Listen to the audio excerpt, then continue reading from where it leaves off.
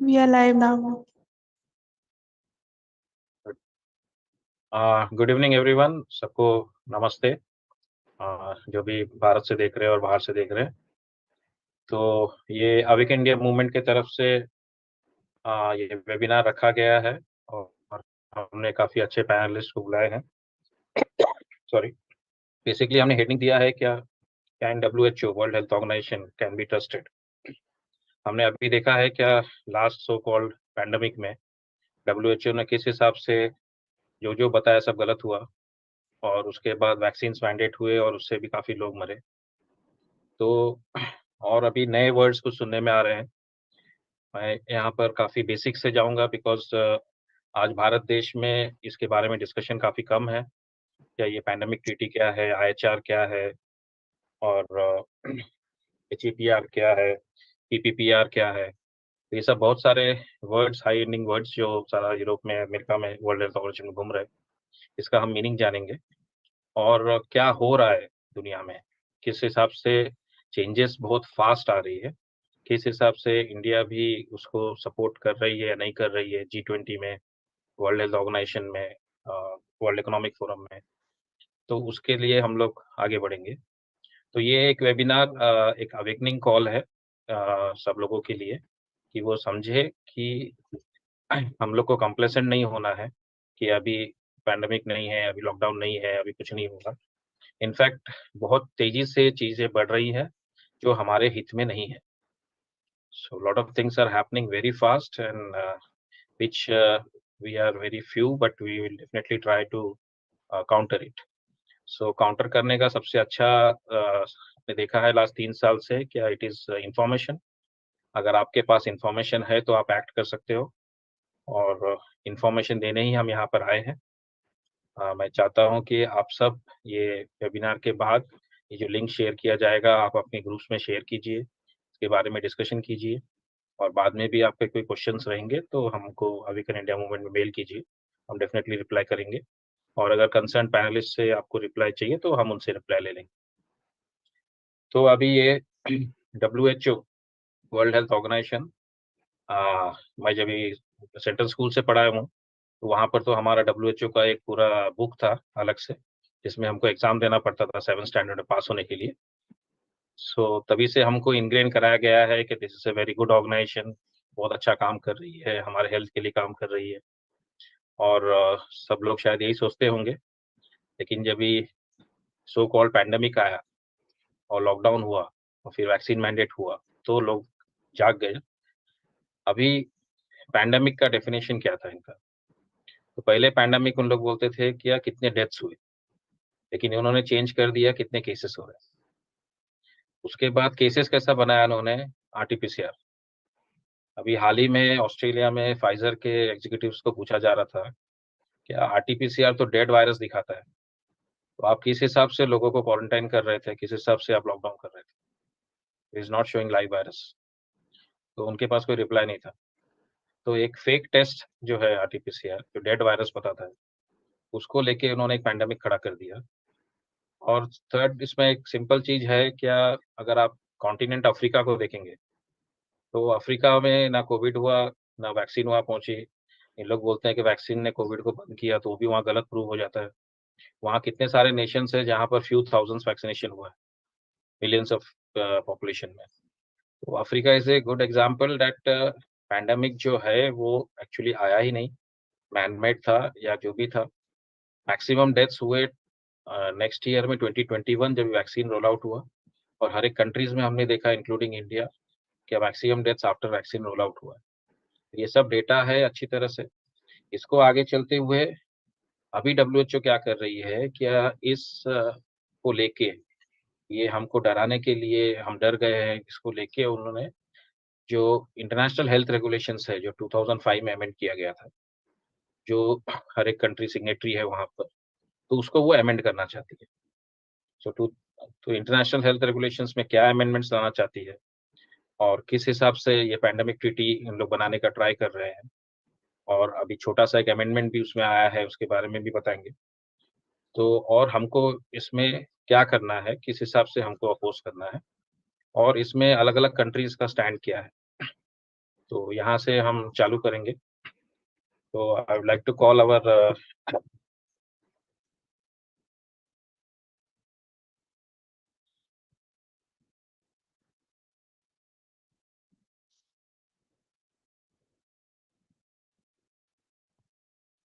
next author, founder of Navdanya Seed Bank, Research Foundation for Science, Technology, and Ecology.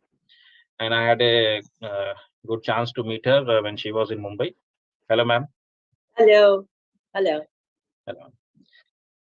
So I will ask with you, and I will also introduce the other panelists in the meanwhile. That's Mr. Narasimha Reddy. He is policy analyst and advisory for agriculture, water, textiles, and urban development. A huge, experienced doctor. So, Dr. Narasimha Reddy, good evening. And third panelist is Johan Tengra. I think he will join right now. I'm here. Hello, Ahmed. Hi. So, Johan Tengra is a functional medicine expert and AIM National Steering Committee member, and a good researcher, and a lot of his research has awakened a lot of us. So, a very good evening to all and welcome on the webinar. So, Dr. Vandana, I would like to start with you. What is your take on the recent pandemic? Was it a pandemic or is this not a pandemic? Well, I'll begin with the WHO question. Right. Can the WHO be trusted? There's an old WHO, which you learned about in your books in school. And there's a new WHO, which is no more the WHO created under the UN Charter. And this new WHO can't be trusted. Whereas the old WTO was necessary for not a world government. We must differentiate between that and the fact that there was an international charter of all states recognized as sovereign and as equal in their sovereignty.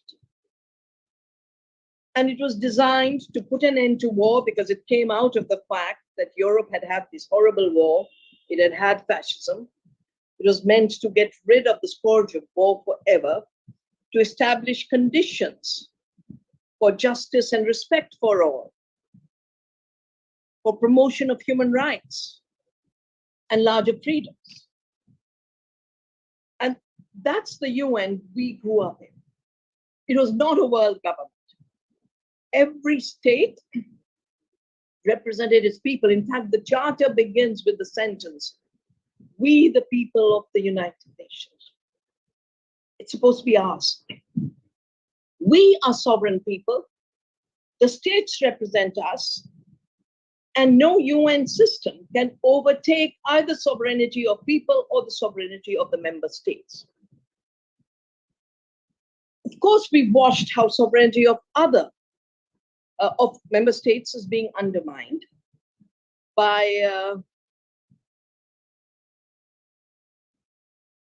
the billionaires right now. I watched it happen at the climate summit. The climate treaties were supposed to be about the states agreeing. And the treaty was basically legally binding, was supposed to stop the pollution by the emitters and make the polluters pay. That's what the original treaty written in 1992 in Rio was about. Polluters should pay and should start emitting pollution.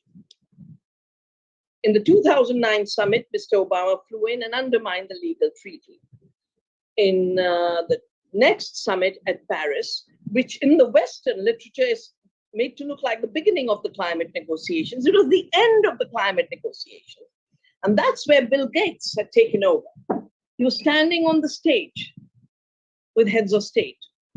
And I've been in the UN system for so long, I knew that members are only states,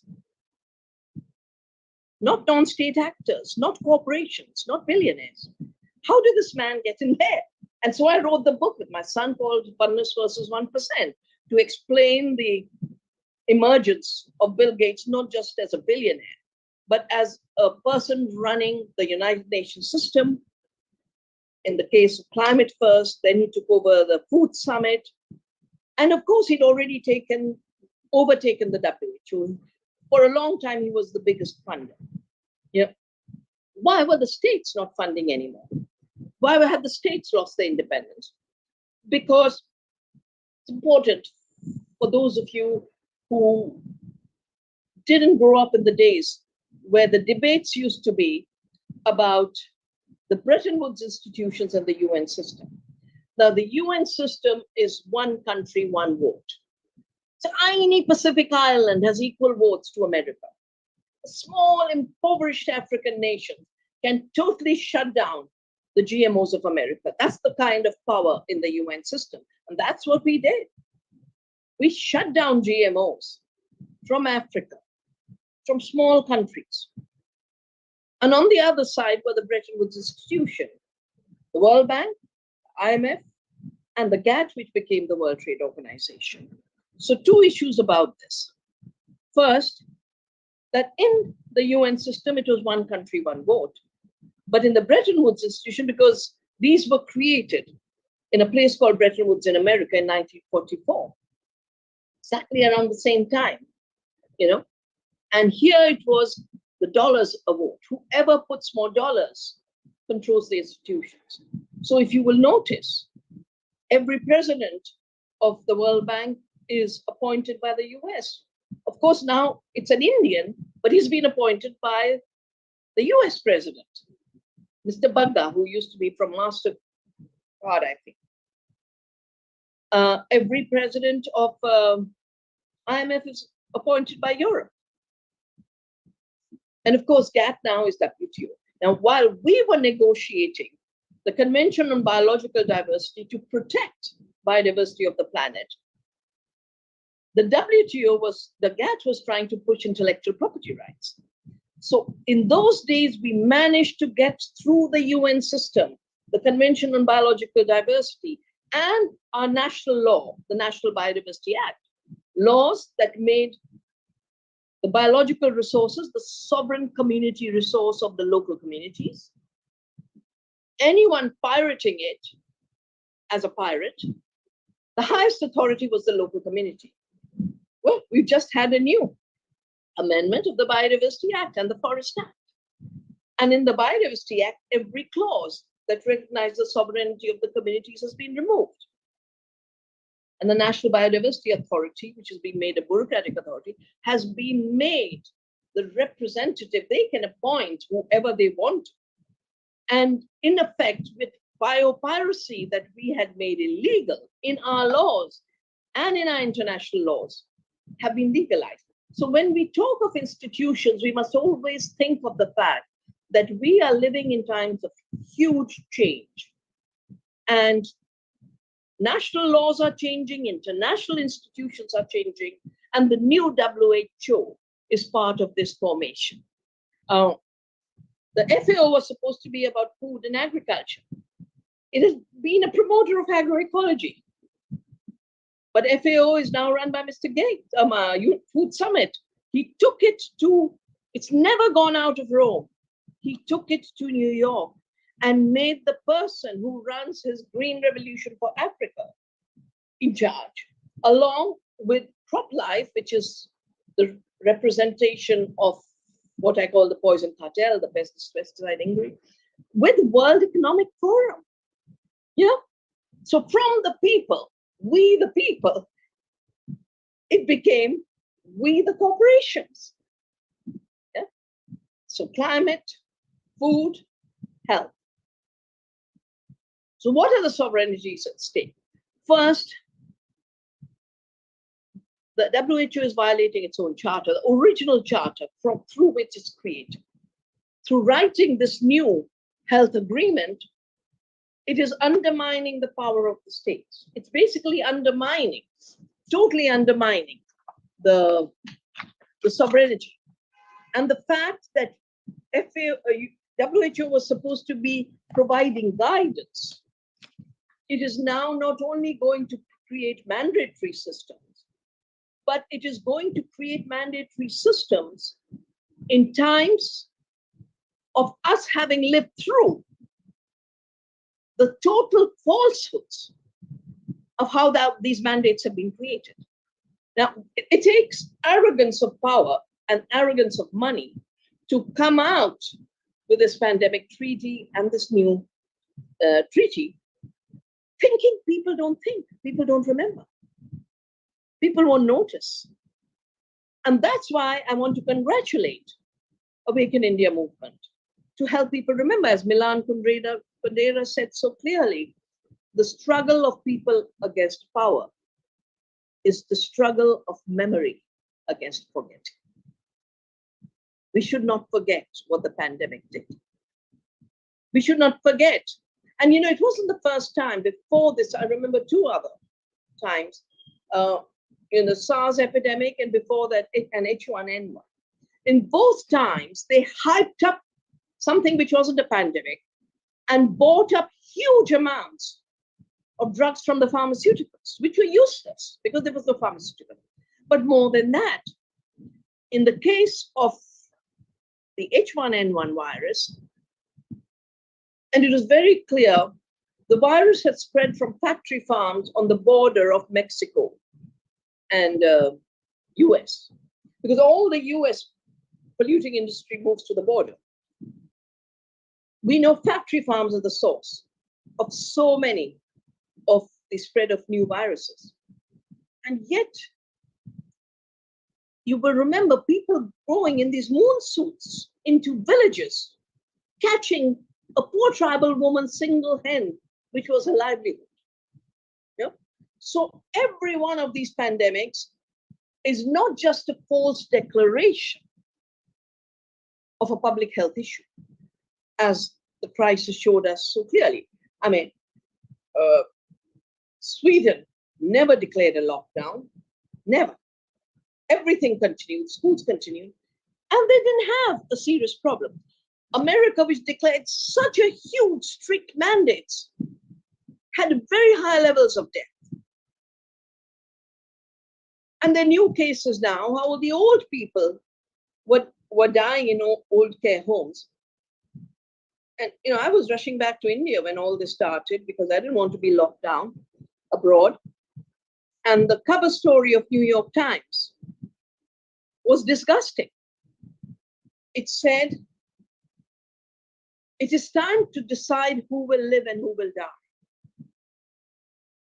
They were already working out who is dispensable, that the old are dispensable. People in the care home should be allowed to die because they're only an expense, they are not earners. And papers were published at that time called "The Case for Killing Grandma." They then moved to case for killing old people, from old people to sick people, to poor people, to the extent, you know, I did my PhD in Canada, and Canada was a country without homelessness. You know, everyone had a home, everyone lived well, everyone was middle class. And now, huge numbers of homeless people because of neoliberal economies. People are being thrown out on school streets and people are being arrested. And some months ago, the Canadian government passed a law. Yeah, it's illegal for you to be on the streets, but it's legal for you to commit suicide. There's a law to commit suicide on the street. Now, if you become a society where getting rid of people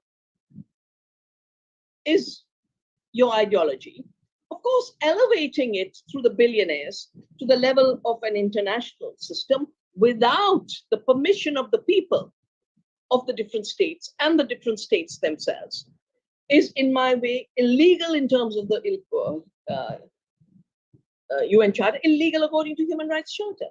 Yeah, the UN Charter is supposed to respect human rights. The UN Declaration of Human Rights was created for this. And it's extremely important to see every line in this new health treaty that is violating both the the rights of the state as well as the rights of people. I'm sure those of you, from the Awake India have, I was in England recently for a festival, and the group that, does the World Council for Health brought me all their publications on rejecting the monopoly power over global public health. And I would suggest to you to go to their website and get the amendments line by line by line and get their briefs, so each of you, and then spread it. And I'm sure you all have it already. And if you don't, I'll be happy to send it. Just send me a message and I'll send you what they've sent me. But from my point of view, what are the sovereignties that are being undermined and why must we resist? First, it's illegal, like I said, according to the creation of Charter. Second, right now, the controller of WHO is Bill Gates. He's done enough harm in the world. I wrote the book Oneness versus 1%, but read another book we've done with all the movements of the world, because you look at media, all the media is controlled by him. You look at health, the WHO is controlled by him. You look at food. I mean, I've done papers on how the seed is now controlled by him. Education, he goes into New York and tells the governor, why are we wasting real estate on schools? Kids should be made to stay home. I mean, that's what, during the pandemic, when it was stay at home and digital education from home, for them, it was an experiment for the future. And the global reset, I mean, poor Mr. Klaus Schwab said it as much. The Great Reset was really about reset forever. That the pandemic was supposed to be a dress rehearsal of what will come forever. And that they brought this treaty so fast.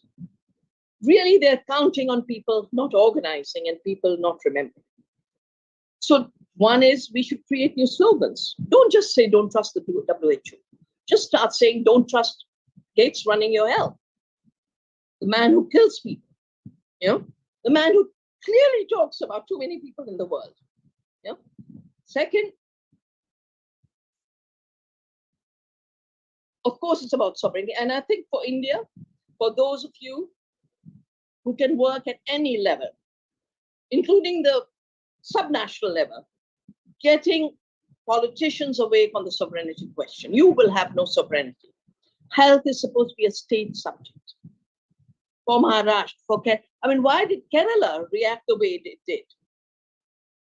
Because it has a sovereign health policy. How did so many states ask for ivermectin?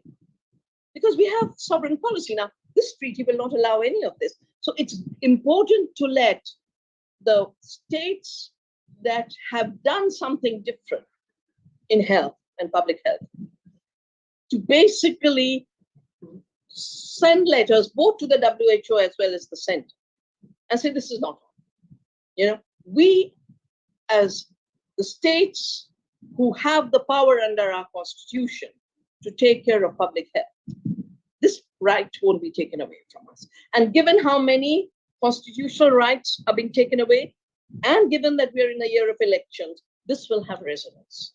So start campaigns wherever you can. For me as a scientist, the sovereignty of science is so important. Because if one thing was compromised during COVID, it was science. The top scientists saying this is happening were just shut down from YouTube, shut down from every public platform. They're back, of course, now that Twitter has given them the space again. But the top scientists of the world, practicing scientists, not the model makers, working on Mr. Gates' grant. Every model maker who was predicting millions and millions of deaths was basing it on the basis of computer models, not real practice on the ground. So we definitely need to talk about the sovereignty of science. And at a World Economic Forum, the Deputy Director General of the UN was speaking at the World Economic Forum not that long ago, Melissa Fleming, and she said something that is totally unacceptable. Because for me, science is about knowing, science is about seeking, science is about freedom to know, science is about sovereignty of the mind.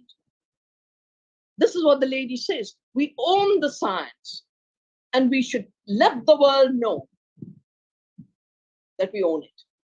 This is what this mandate is all about. We can cook up everything, and because we have a mandate, we can cook up a pandemic when we want to. And even when they are cures, we can deny that they are cause and criminalize them. Of course, we should know from experience. I gave the 150th anniversary talk for the Kutakal Ayurveda Shala, which was the first Ayurveda Shala, which organized itself. And where did Dr. Boria make it? Because Ayurveda was being criminalized by the British. And he says, to protect Ayurveda, I'll have to have a pharmacy, I'll have to have a college, I'll have to do everything the way they do it, so they can't ban us. So they've been trying to shut down indigenous systems. They are everywhere trying to shut down homeopathy, natural cures.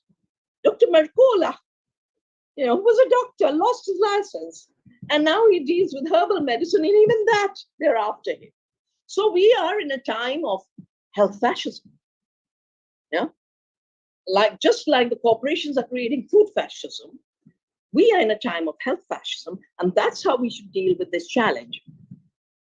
The latest, of course, is fascinating because, for those of you who will be in Delhi on 1st October, I'm inviting you now for our Bhumi Festival at India International Center. Every year we celebrate the earth, every year with a different theme. This year our theme is climate change and the future of food, because food is being made the new victim. And Mr. Kerry, who's the UN envoy on climate, keeps talking about how farmers must disappear if we've got to save the climate. Now, yes, it's true, industrial farming and globalized food systems contribute 50% of the emissions. And I've done a book on this called Soil Not Oil. But ecological agriculture is the solution because it heals the cycle, heals the planet. And we have enough data now that 30 gigatons rests in organic farming. But he wants to wipe out all agriculture, beginning with small-scale agriculture. The reason I'm bringing this up is Mr. Kerry, who would like to see the end of farming, his daughter, Dr. Vanessa Kerry, has just been appointed the first ever envoy in the WHO on climate change and health. What does this mean? It means they're going to link the fake narrative they're creating on the pandemics with a fake false solutions in climate change. Already the 4 fake solutions that come from Bill Gates, and my recent books are all on this. First, geoengineering, change the climate. If there's pollution, make more pollution. Second, buy up land, net zero. Yeah, we won't stop polluting, but we'll take other people's lands for climate, for carbon sinks. Third, take food, lab food. That's why the slogan is farms without farmers, farming without farmers, food without farms. That's the slogan. And they've got people writing, lab food will destroy farming and save the planet. This is nonsensical science. Good farming is the only solution to health. Good farming is the only solution to the climate habit. Good farming is the only solution to reversing biodiversity loss. This is what we do in Navdanya. And so they just want to be free to tell every lie under the sun because they own the science. And that's why I call it knowledge fascism, health fascism, a dictatorship of the highest order. And for all lovers of freedom, freedom of knowledge, freedom of being able to have health sovereignty, of food sovereignty. I'm so glad you've organized this. We join hands to, basically say this emperor doesn't have clothes. It's very, very naked. Very well said, Dr. Shiva. Now my question to you is that since you have been many people throughout the world, many nations, many civil society people, many politicians also. And this IHR is being negotiated. So do you see any countries which is opposing it? Or I don't monitor the negotiations, but I know people who are monitoring it daily. And right. I can ask them. I can ask them. For sure. And the bad thing is that India is now in total control of Bill and Melinda Gates Foundation. You're well aware. Yeah. We have been a little successful in sending him a murder notice from Bombay High Court, Dr. Snehal Lunawat's murder case. And he's rightly said that he is a murderer and we are after him. So let's see, the courts can take up the dates. And one thing I commit to you is I will write to colleagues who constantly watch the negotiations and ask them for which countries are opposing. But as in the case of seed, when I knew they wanted patents of seed, I said, we have to stop that. But even if we don't, we've got to refuse accepting that in our lives and do a satyagraha. That's why we did seed satyagraha and saved seeds. We said, we don't care what law there is. And so in our mind, we should be ready for a health satyagraha. That, our bodies, ourselves was the feminist slogan. So I think two things you all can anyway do is, compile all the bad science of the COVID and all the good doctors. Now it's all over the place. Just compile the references. They said this, but this happened, and here's the proof. They said this happened. How can the guys who told these lies be trusted with that? That's the way you deal with them. That's right. We have to show the truth to the public. What we have been telling upfront, now it has become truth, and what they have been telling is conspiracy theories. So opposite of that. So also I want to ask you then, globally or India may, what now we should do together to oppose this treaty? We are very few of us in numbers who know about this and who are talking about it. Spread the word, get to every Ayurvedic doctor, every practitioner of different health systems, to every sensitive person in the allopathic system. Get to them and ask them to make their inputs. Get to sensitive assembly members. And of course, Parliament is not being listened to, but still, one should try. One should try.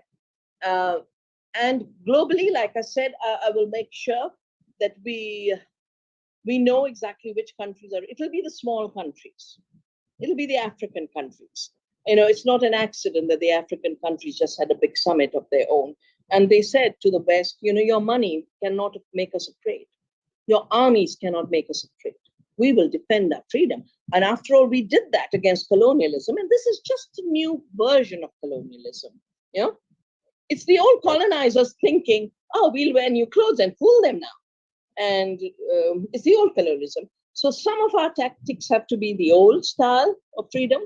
And and definitely for everyone, the biggest thing we can do is we must know our health. We must eat the food that gives us health, and we must grow plants that give us health.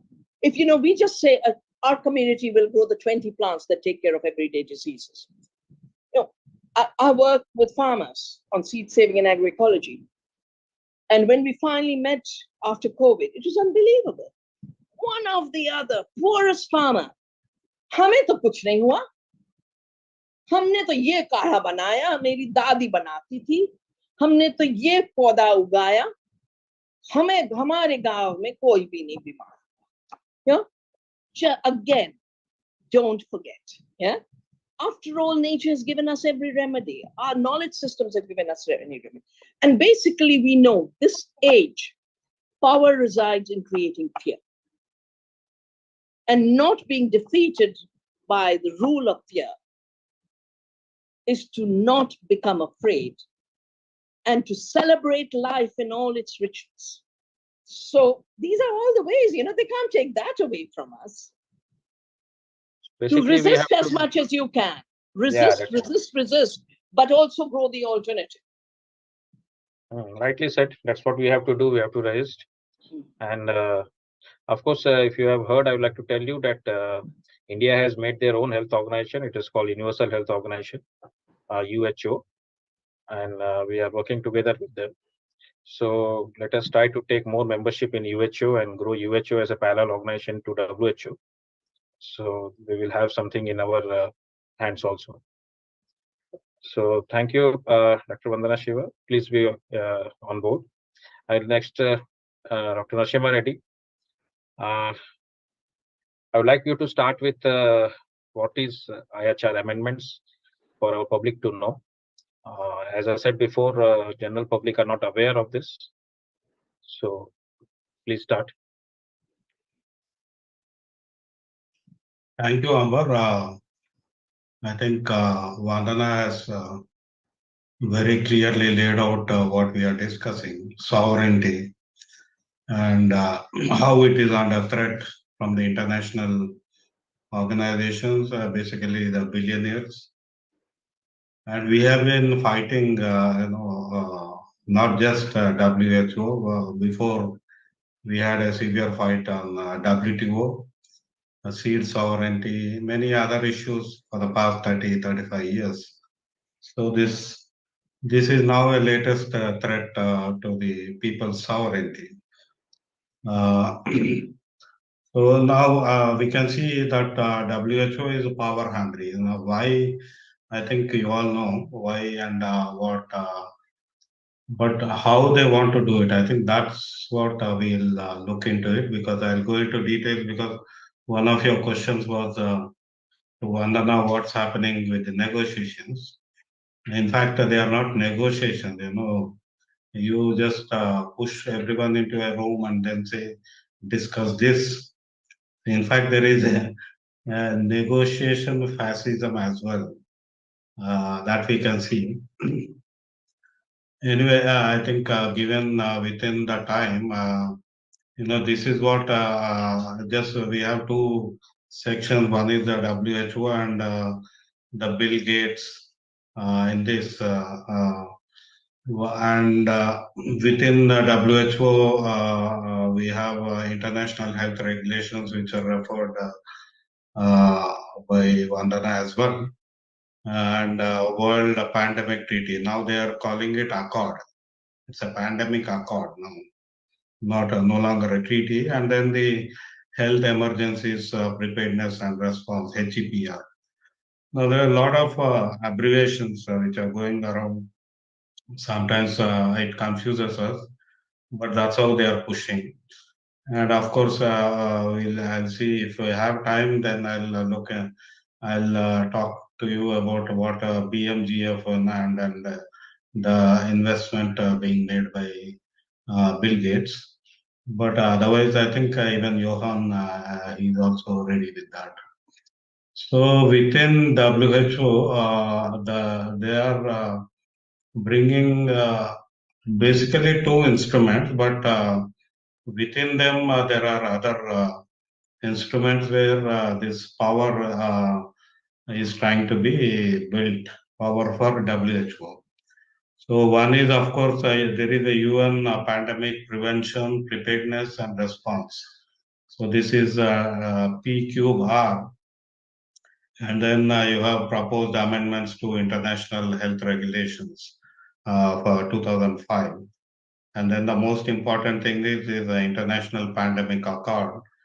Then the global architecture they want to build for health emergency preparedness, response and resilience, HEPR. Then a new medical countermeasures platform. And then financial replenishment mechanism for WHO. And then there is a global pandemic fund. And now they are calling it the pandemic fund. So these are 7 ways the WHO is trying to grow itself as an international organization. So they keep saying directing and implementing health authority. That's a word they keep using in most of their documents nowadays. So I will go one by one, but I'll linger more on the third point, that is the International Pandemic Accord. Now this UN, how UN has come about. I think Vandana was mentioning, how UN has built itself as where people's sovereignty has been emphasized. But then through now WHO wants to upstage UN as well, and they have succeeded. That's very surprising because this statement, they call it zero draft, came from UN. There was a meeting on 20th September 2022, sorry. And that's a 14-page declaration. And you can see they want to prioritize this PPP, prevention, preparedness, and response, pandemic response. And you can see the declaration saying, commit to promote WHO as the directing and coordinating organization. So UN has already ceded its power to WHO on health. But if you look at what is inside all these instruments, I think WHO is trying to upstage even UN itself, and that's very a serious concern. So now this UN General Assembly, they are going to convene again in 2026, and they are going to ratify or review what WHO will be doing in the next 2 years. So by 2024, May 2024, the WHO wants to complete all these negotiations, and they'll have an accord by May 2024 in the World Health Assembly. So this UN is saying that they are going to review that in 2026. So that means already UN has agreed to this.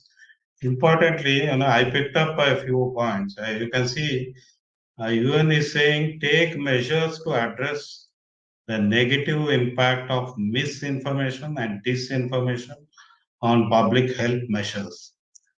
So what the measures which have been pushed, we know how they have been pushed. So now they are prepared on this. They are preparing themselves on information as well. So their idea is very deep and very, I think it's very alarming. And from that pandemics, the assumption is already there. Pandemics call for timely, urgent, and continued response. So that means pandemic will be there all the time, and they are going to build the entire edifice of WHO on that. The second, as I mentioned, it is about international health regulation.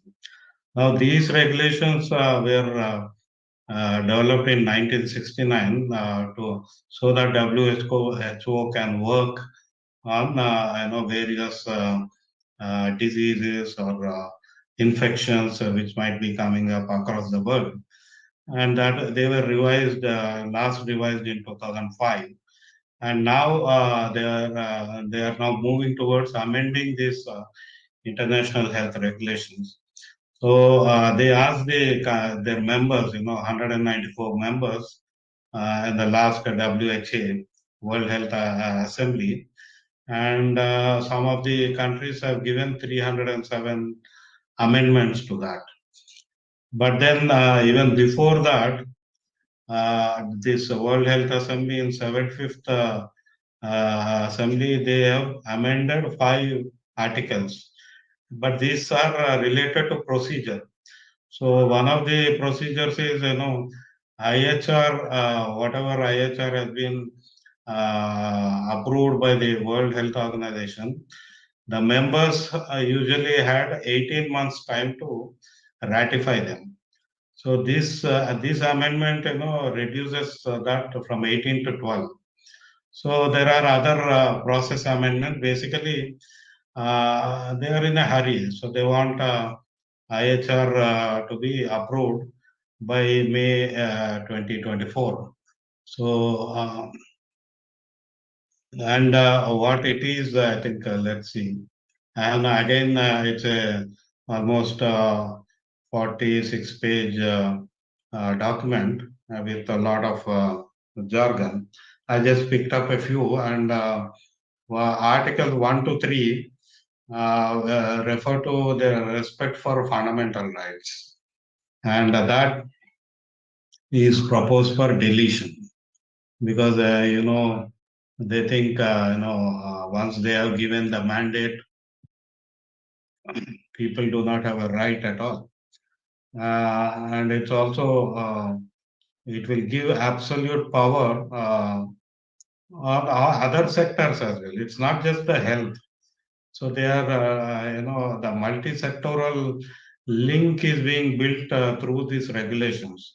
So it's not just the declaration of,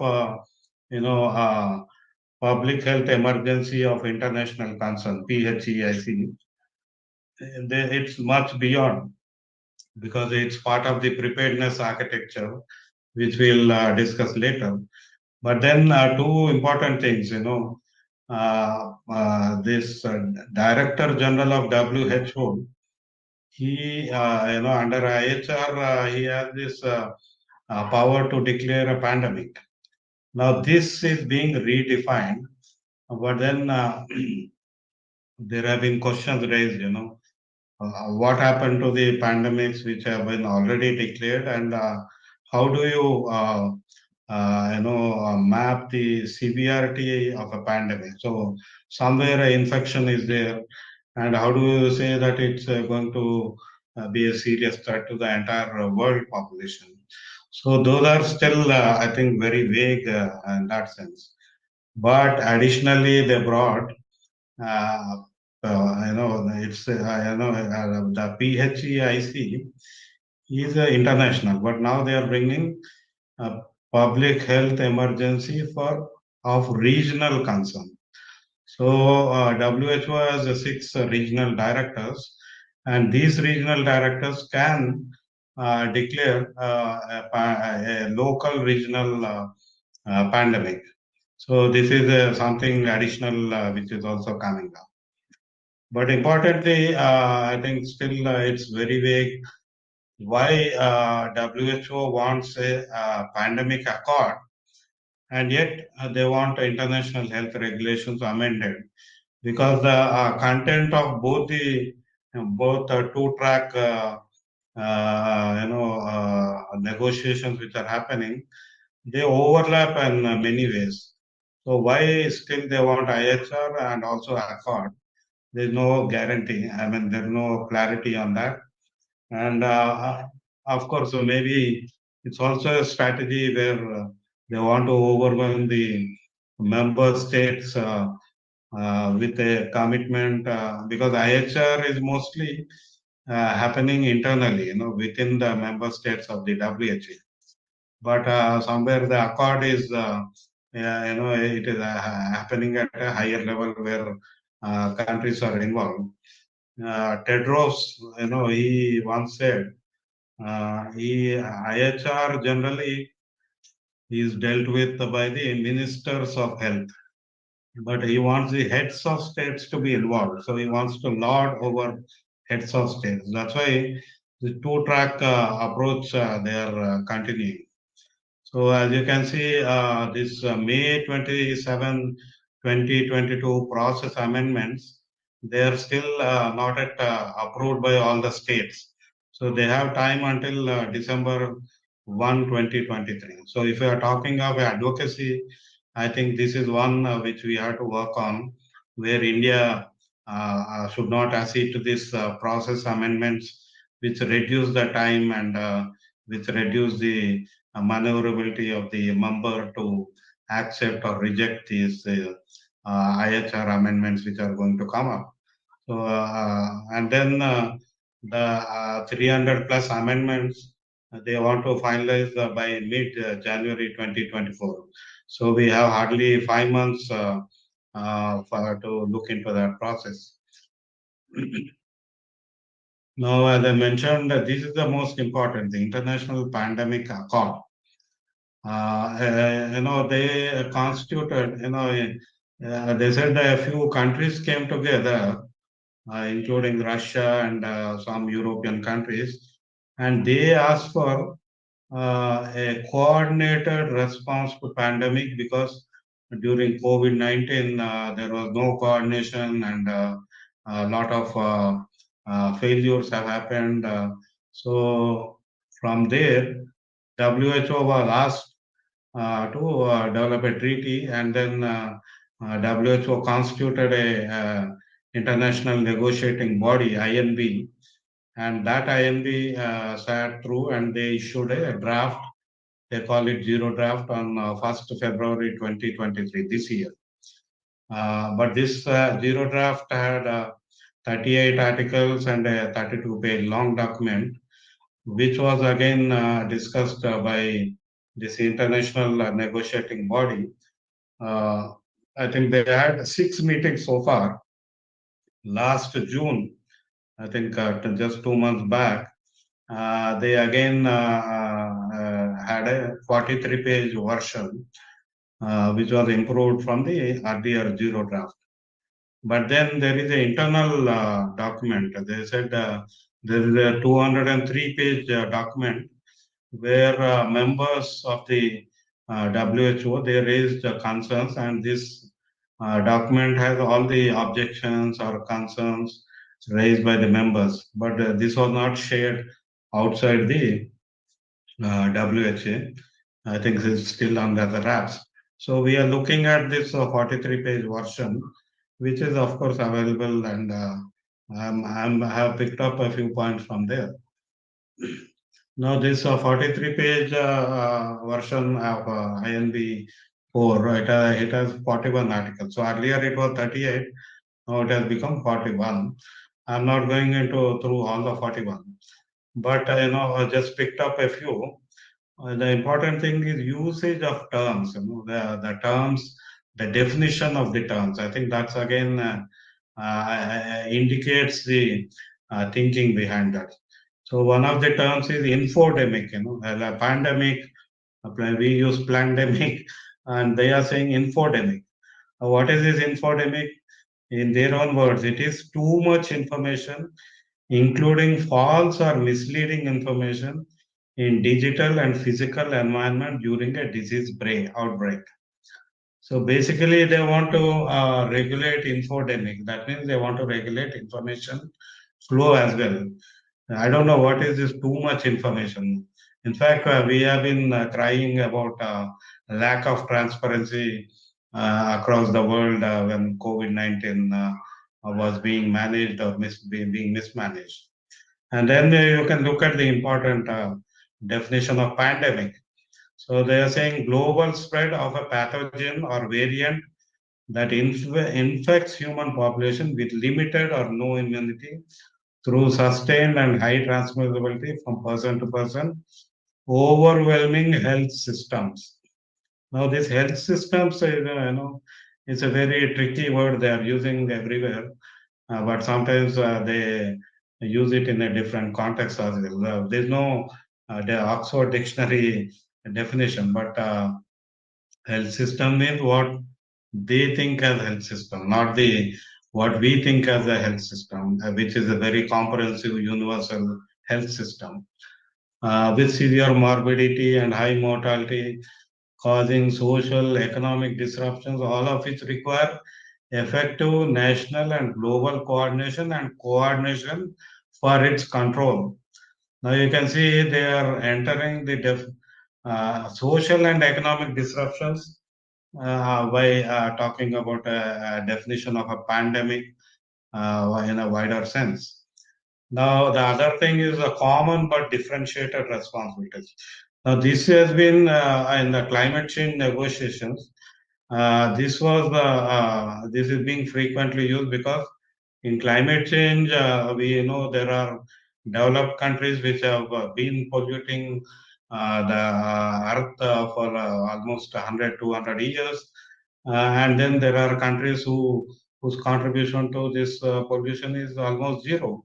So that's where this word has come about we have a common purpose, but with a differentiated responsibility. That means the liability is inherent in this, but the way this word is used in this accord is basically not about liability, but it is more about the burden, shifting the burden onto the nation state by using the same terminology which was used in climate change.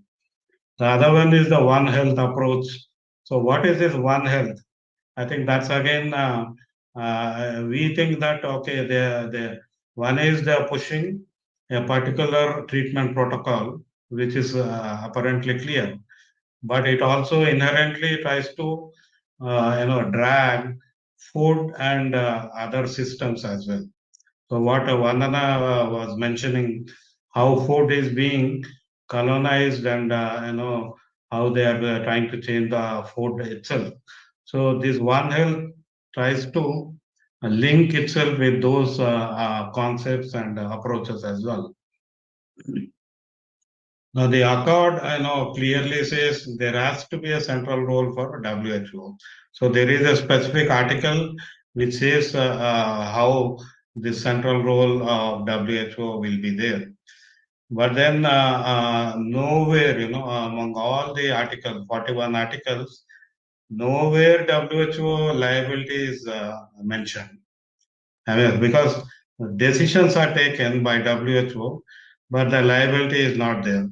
There are articles on accountability, but those accountability pertains to national health systems or sovereign nations.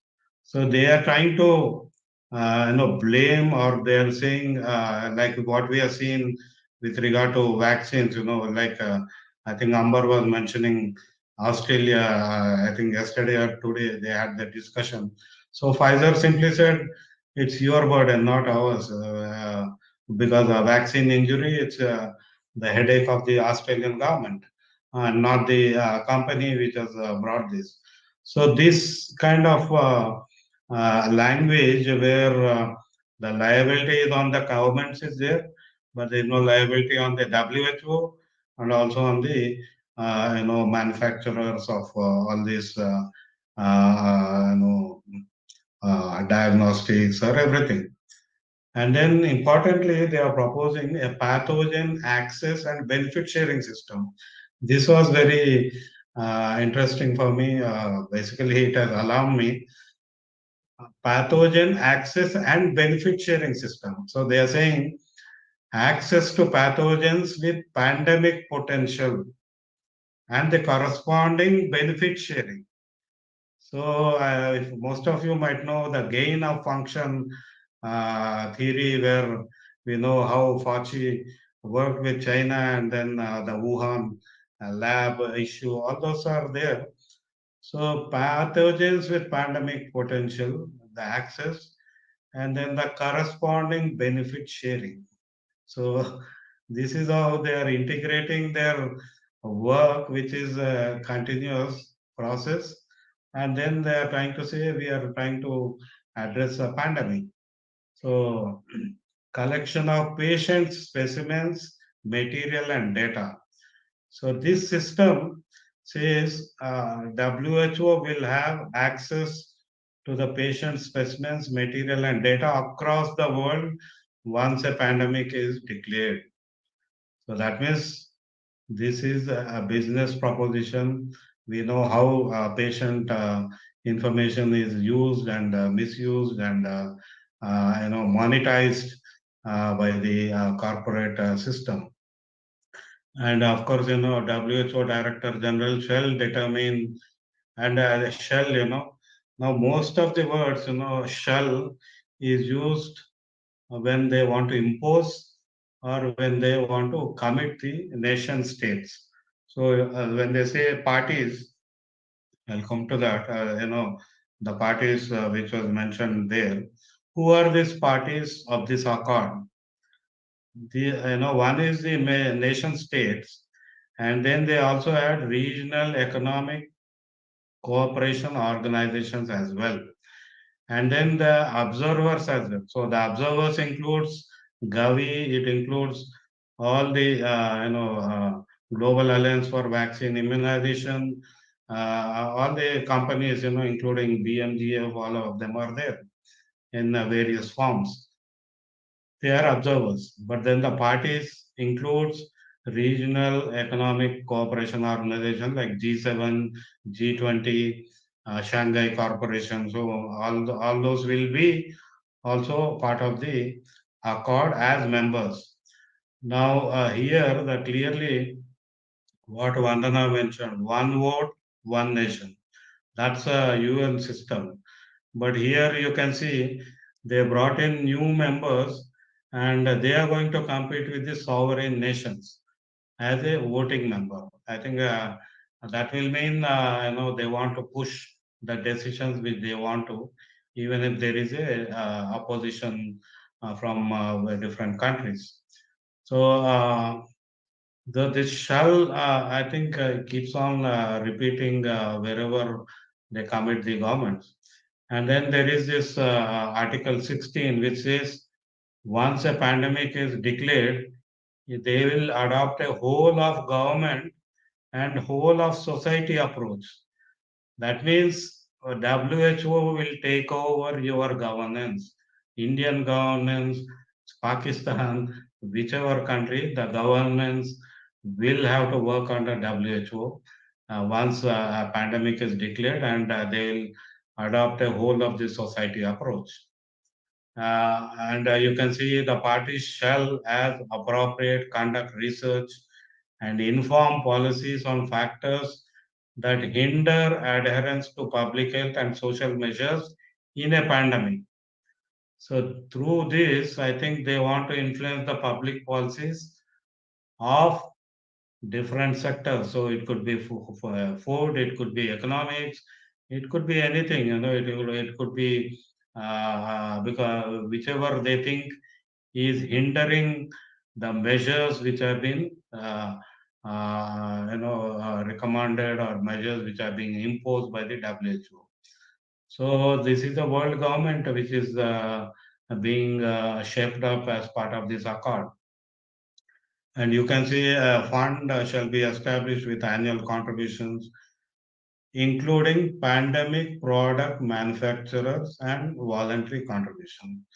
So the pandemic product manufacturers contribute to this. And we know for long, in the last 50, 60 years, always the guy or the organization which gives money, they control the organization. So WHO is going to be controlled by this pandemic product manufacturers because they are asking for funds for them. And then conference of parties is established, which includes countries, UN organizations, and qualified public and private sector. Qualified public and private sector. So they are going to decide who is going to be a member there. Not you and me, or not even the nations, not even the country. So non-state actors, people who are not elected, who work for their profits, who work for their benefit, they are going to be a part of this conference of parties, which decides or which runs the secretariat, which runs the decision making, which runs the entire architecture, which will be built under this accord. Now this this is I was coming to that architecture which they want to build. Now this is interesting because Tedros is very careful, even if the accord, because he knows during negotiation there can be various forms of the articles coming out in different forms. So he's trying to ensure parallelly there will be architecture even before the accord comes. So there are 10 proposals given by the Director General, which respond to three main pillars, that is governance, systems, and financing. And of course, they keep mentioning equity, inclusive, and coherence. But equity is not the universal definition they are looking at. Equity means they are saying, okay, there is a US, there is India, which can produce vaccines, And there is Africa, they don't have capacity to understand or put anything which this the global architecture is imposing on them. So they are saying we have to be concerned about that equity, that inequity, and try to address that. It's not a universal equity where one vote, one member, that kind of equity. So under this HEPR, they want to establish a global health emergency council and a committee on health emergencies as part of the World Health Assembly. And of course, the targeted amendments which are being pushed under international health regulations, scale up universal health and preparedness reviews, and strengthen independent monitoring. That means they are going to lord over independent nations and keep asking them through reviews what you are doing. Are you doing this properly? Are you doing this in the way we want it to be done? So this kind of scale up they are going to increase. Then the strengthen global health emergency alert and response teams. So they want to constitute separate teams, which of course, these teams, they have defined who can be part of those teams. That means all these vaccine manufacturers or the entire the pharma industry, and their expertise that can be there. And they are going to train on common standards, interoperable, rapidly deployable, they're scalable, and equipped human resources and architecture. And then, of course, strategic planning, coordination, all those things are a part of this global architecture. So these are the 10 proposals, These are the 5 proposals, and then the other 5 which we are seeing here. So as part of this, they are saying, as I mentioned, the whole of society approach is there to collaborative surveillance, community protection, clinical care, and access to countermeasures. So what are these countermeasures? We will come there. Then the financial intermediary fund. So this they proposed and it's already established. I'll come to that later. And they want to expand WHO contingency fund for emergencies to ensure this is part of the financial replenishment mechanism. Again, we'll discuss that later. So ultimately, they want to strengthen WHO at the center of global HEPR architecture. So that's again the principal objective of this global architecture. Now, this is their graph, not mine.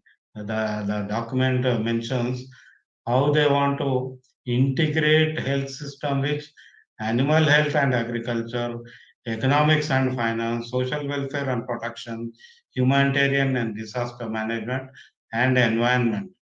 So you can see this architecture is not just limited to health, not just limited to the pandemic. They want to link it with all the other sectors. It is multi-sectoral, and the same is reflected in the accord as well. So there are a few articles which talk about multi-sectoral approach and what WHO is going to do as part of prevention and preparedness. So those PPPR comes here. And this is the governance system again. This is their own leadership, regulation, accountability. Now you can see accountability, they say universal health and preparedness review. That means the nations are accountable to WHO. So these are going to review and say, are you prepared? Are you preventing? Are you developing the mechanism which we have asked you to do? So that kind of accountability is being mentioned here. Now this medical countermeasures platform. So this is another, they are now creating a medical countermeasures platform. And what it means is they want to bring coherence to the current medical countermeasure landscape, which is complex and fragmented across pathogens. So, monkeypox, COVID-19, influenza, This is all fragmented. And then the tools, vaccines, therapeutics, diagnostics, and all. So they want to bring coherence by creating a platform called medical countermeasures platform. So I think this is entirely about the treatment, entirely about the solution, medical solution they want to push. And they say they want to convene a broad consultative process to bring together all relevant stakeholders. So that's about relevant stakeholders. It's not you and me, but it will be relevant stakeholders, which includes, there are 5 annexes, as part of accord. So there are 5 kinds of organizations there which are already involved in the consultative process. If anyone wants the detail, I can give you. So there they are talking again of 3 key issues: governance, operating model, and surge financing. Now the surge financing is because when there is a pandemic or a health emergency, they want to get finance immediately there. So that's a surge financing they're talking about. And that the principles, which underpin this platform is speed. They want to respond rapidly, and then they say, okay, that will be equity. That again, as I mentioned, what is equity? Inclusivity. Inclusivity again is not about universal inclusivity where everyone participates. Inclusivity is bringing them into their platform, bringing them into their kind of medical countermeasures and efficiency. So again, they have a timeline for this. So you can see it started in January 2023, and a working platform will be completed by September 2023. So a prototype is there. So they have detailed how it will be done. Now, financial replenishment mechanism. This is again, WHO feels that it does not have enough money. So they want more money, and a working group was constituted, and they are given a recommendation. So they are saying to how the money will be raised. One is, they said, pay more as membership fees. So 194 members of the WHO, they have already increased the membership fees, and they have already paid. As you can see, 2024 25 20% increase has already happened.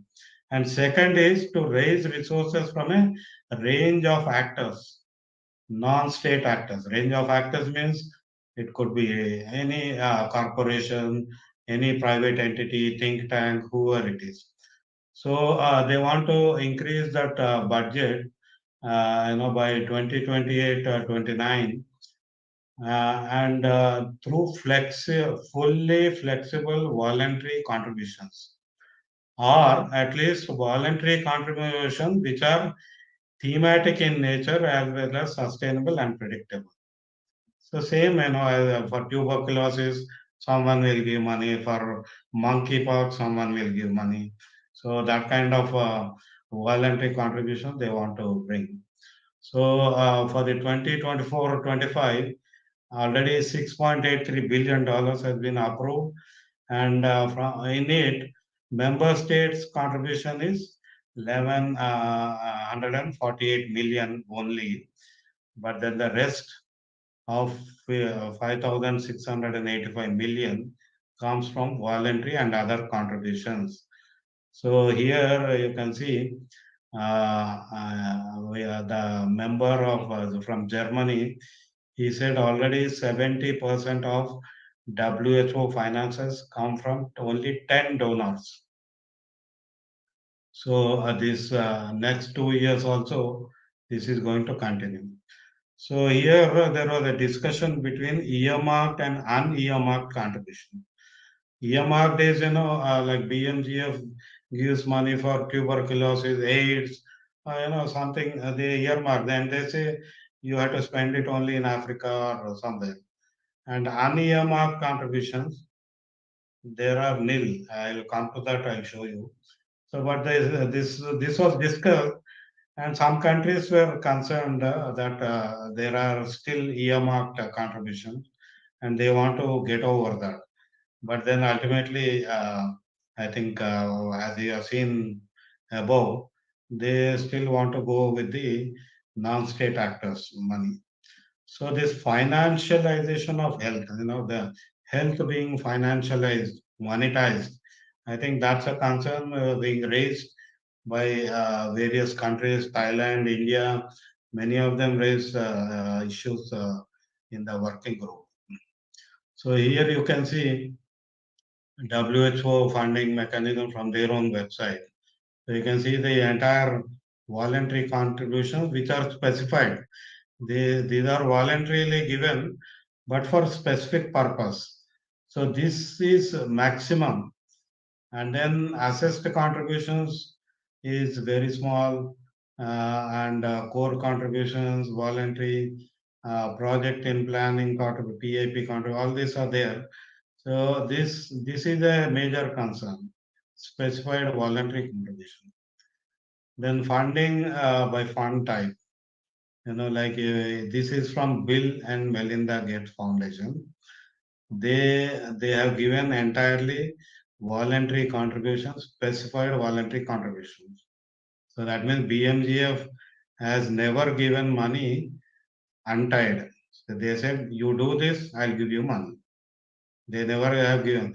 But then the philanthropy, the philosophy which we keep hearing is they are concerned about universal public health. But why can't they give unspecified funds? Yeah, here Gavi Alliance, I think Global Alliance for Vaccine Immunization. This is the alliance of vaccine companies. Even they have given only specified voluntary contribution. That means they are pushing their products.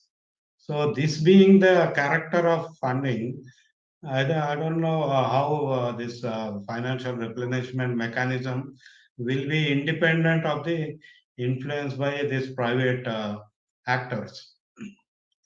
So now we have this pandemic fund. Now this was established in 2022 in Bali, Indonesia, where G20 finance meeting was there. So in the governing board, you have World Bank, WHO, other civil society organizations, and other stakeholders. I'm yet to see who are these. I am trying to look at who are these. But then this pandemic fund will be determined by a technical advisory panel chaired by WHO with leading world experts, health experts. And they are going to decide who will get the fund from this pandemic fund. So they are going to assess and make recommendations on the technical merits of proposals. So what are the technical merits? I think again it is determined by WHO, and then ensure linkages with international health regulations and global PPR architecture. I think they are going to link with the accord as well. So this pandemic fund is again an instrument of this entire power architecture which is being built for WHO. So this they are calling it a very big name, financial intermediary uh, fund for prevention, preparedness, and response. So there is a direct link. There's no ambiguity in this, and they have already raised $2 billion, which has come from 25 sovereign and philanthropic contributors, which includes our great philanthropists as well. And they have already given grants to 37 countries in 6 regions. In India, they have given for animal health security strengthening in India for pandemic preparedness and response. I have a document on that. Anyone wants, I can give you. This is basically vaccination of animals. So now we have seen that lumpy skin disease and various other diseases which are being projected, and now they want to vaccinate all the animals. So I think this project is probably a pilot project testing that. Now, who are the founding financial contributors? It includes BMGF, Rockefeller Foundation, Wellcome Trust, And then the countries include Australia, Canada, China, Germany, Indonesia, all those countries are there. India has also committed to give funds to the pandemic fund. It is also a recipient, but it is also committing to contribute to the pandemic fund. So someone has put this. So you can see how 3 or 4 tracks are being used by WHO to build its power agenda. So I'm just done with 3-4 slides. This is about Bill Gates, BMGF. Last 2022, their financial power is $67 billion.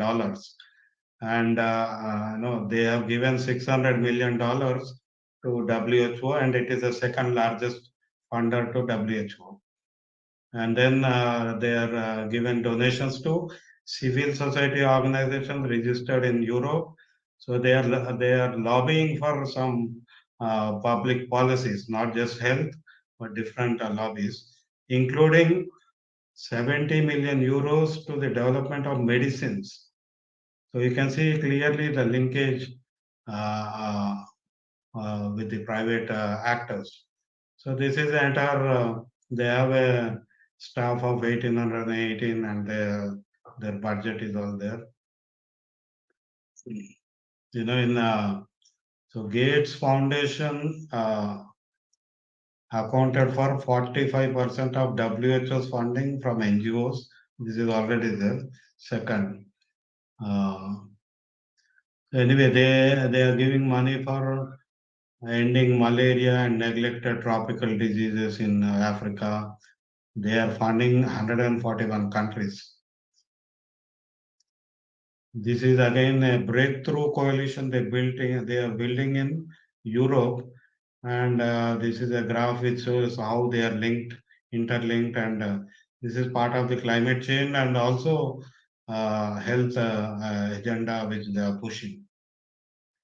So, again, this shows how much is going to for what from BMGF. So you can see Coalition for Epidemic Preparedness and Innovations. This is in Europe. That's the largest they are getting.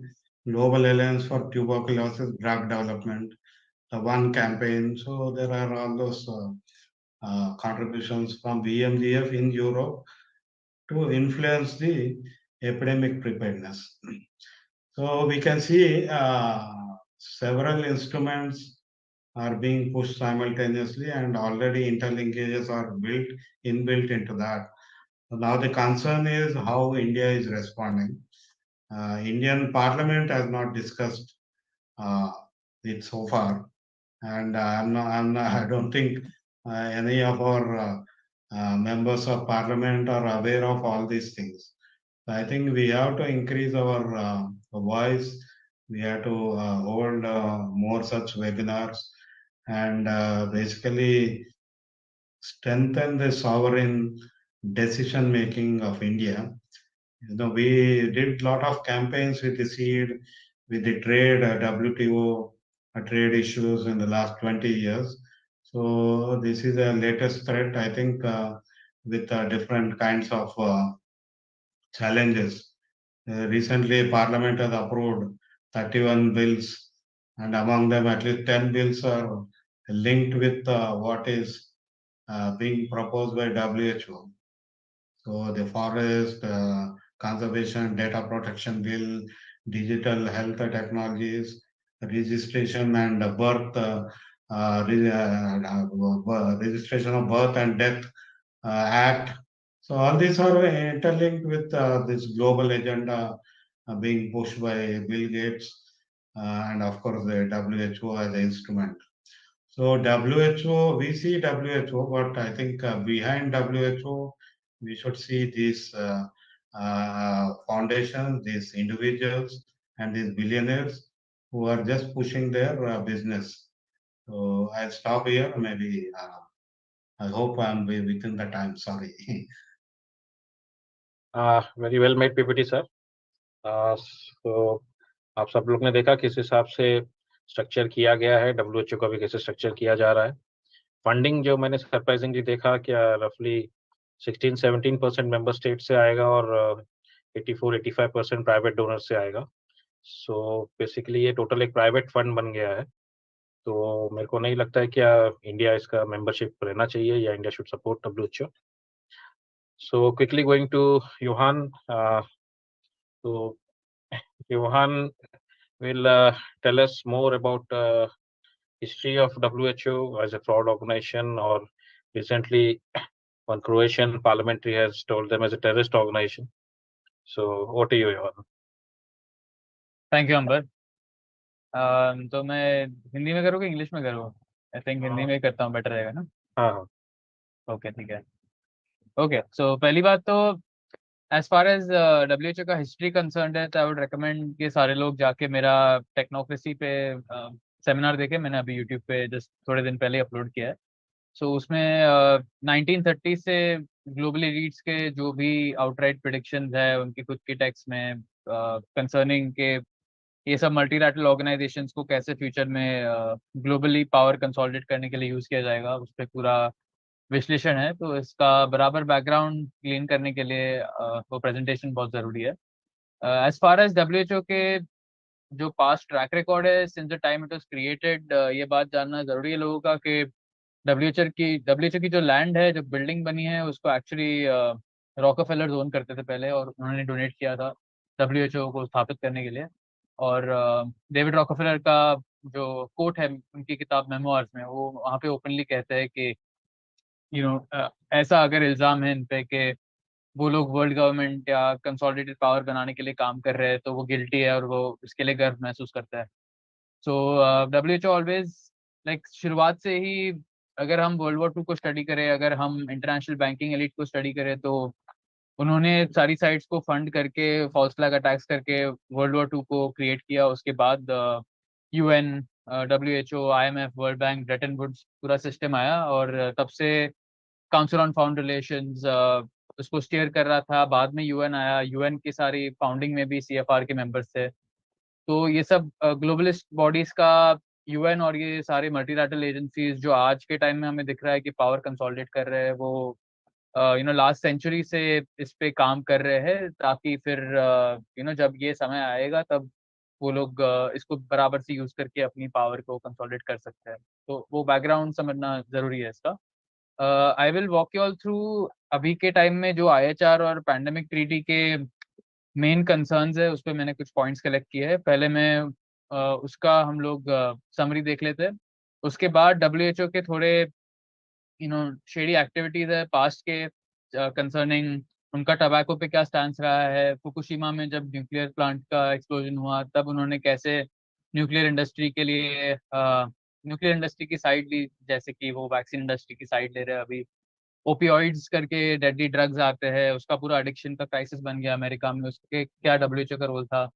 और swine flu, Ebola, ये सारी चीज़ों में WHO का corruption, fraud काफ़ी सालों से involve रहा है। बट पहले हम लोग थोड़े मेन पॉइंट से चालू करते हैं, अभी के कॉन्टेक्स्ट में क्या चल रहा है। पहली बात तो just top of my head में कह दूं कि आदर पूनावाला खुद पैंडेमिक ट्रीटी के ड्राफ्टिंग और नेगोशिएशंस में इन्वॉल्व रहे हैं। आप अगर खाली आदर पूनावाला पैंडेमिक ट्रीटी सर्च करोगे, तो लास्ट ईयर से वो मतलब डावोस में जब वर्ल्ड इकोनॉमिक फोरम की मीटिंग के लिए गए थे, तो वहाँ पे बोल रहे थे कि पैंडेमिक ट्रीटी बहुत ज़रूरी है। फिर मुझे थोड़े और स्टेटमेंट्स मिले दूसरे वैक्सीन मैन्युफैक्चरर से। एक हेड है जो कि डेवलपिंग कंट्रीज की वैक्सीन मैन्युफैक्चरर्स को कोऑर्डिनेट करता है। तो वो भी राजेंद्र सूरी नाम है उसका, CEO of developing countries vaccine manufacturing network. तो वो भी बोल रहा था कि कैसे पैंडेमिक ट्रीटी वैक्सीन मैन्युफैक्चरर्स को बेनिफिट करेगा। आदर का भी सेम लाइन एंड नैरेटिव है कि ग्लोबल बेसिकली वैक्सीन पासपोर्ट्स के लिए पैंडेमिक जरूरी है, और दूसरी चीज़ों के लिए। तो हम देख रहे हैं कि ऑलरेडी लास्ट 2-3 साल से वैक्सीन मैन्युफैक्चरर्स इन्वॉल्व है।